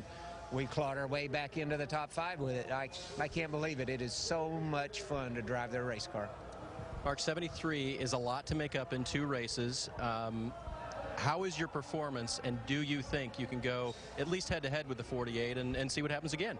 Yeah, we can go head-to-head with them, no doubt about it. At Phoenix, we led the most laps and won last time there, and we have no reason to think that we can't run strong at Homestead together. There could still be swings in the points. There's 2 races left. You never know what's going to happen. So I'm really blessed to get to drive their stuff and be in this position. And no matter what the outcome is, you know, we've given we've raced our guts out, and I'm so proud of this team. 4th today, and now much more so with a shot. Mark Martin led the most laps and won the Phoenix race back in April. Jimmy Johnson finished 4th in that race. That sets the stage as we move ahead to the 2nd to last round of the season. Mark, kind of putting it in perspective, you know, something I say and people give me kind of strange looks, but you can't really figure how this is going to end until it's done. Yeah, that's exactly right. And the thing that's going to be interesting, though, is, you know, Chad Knaus and Jimmy Johnson, they rarely have these types of problems anyway. So to have them 2 weeks in a row would just be unlikely. So I expect them to be back on their game next week at Phoenix. Mark Martin will be on his game, Jeff Gordon. So we should have a good race, but I think Jimmy Johnson still has a comfortable lead. I like how Mark Martin said, look, it's not over. You know, he's still crashing and clawing, and I know you're like that too, Alan. I am also. Yeah. Hey, until it's done, it's done. But right now, he does have a fighting chance, and there's a lot of people out there like to see that 50-year-old Mark Martin win that championship. Probably me also. I would too. there you go. Yet now, the track president here, Eddie Gossage, he's a big showman, right? So, you know, the old cliche, it's not over till the fat lady sings. Yeah. He wanted to put the crown on Jimmy Johnson, so he hired this singer to come and sing at the end of the race. I don't think he anticipated the events of lap 3 when he had this little stunt planned, though. You think? No comment. All right. The other story of the weekend, mentioned Kyle Busch a minute ago. Trying to make the history, make the triple. He was dominant today. He led 232 of the 334 laps, and coming to 2 to go while leading the fuel tank ran dry. Shannon is with his crew chief, Dave Rogers. Alan, Kyle Busch has already left the racetrack. We'll catch up with Dave Rogers. Obviously not the ending that you guys wanted, but a great race today. How would you describe the day? You know, you were disappointed. This 18 M&M's Toyota Camry deserves to be in victory lane. I thought we had one of the best cars throughout the entire race, but just didn't work out that way. We're a little short on fuel. We had Kyle back down. We thought he was saving enough fuel, and I don't know, we missed a number somewhere, or we didn't get it full, or we didn't pick up all we thought we could pick up. I can't explain why we ran out. We'll take it back to the shop, take a look at it. It's your first race with Kyle as crew chief. You said the most important thing today was just finding direction. Did you guys find that direction? Yeah, definitely. You know, Mike Ford and Greg Zipadelli helped us out a lot. You know, they gave us a lot of pointers. We unloaded with the same setup the 11 car did, and just worked on it from there. And yeah, I think we learned a lot today. Right now, it's hard to think cohesively because coherently. Because disappointed in the results, but we're pleased. Yeah, definitely a bittersweet day for this 18 team. Alan? There were 681 laps of racing run this weekend here at Texas Motor Speedway. Kyle Busch led 465 of them, 68% of every lap run this weekend, even through the green flag pit stops. he was out in front. Take Amazing. names, boy. Stay tuned. We'll be joining a new episode of America's Funniest Home Videos at the end of tonight's race. Never know, this might end up on it. Viewers on the West Coast can see videos at its regular time of 7 o'clock. She's just vertically challenged. Just stop. I am going to stop. I'm not saying I'm not saying nothing. More post-race coverage from Texas. Hang on.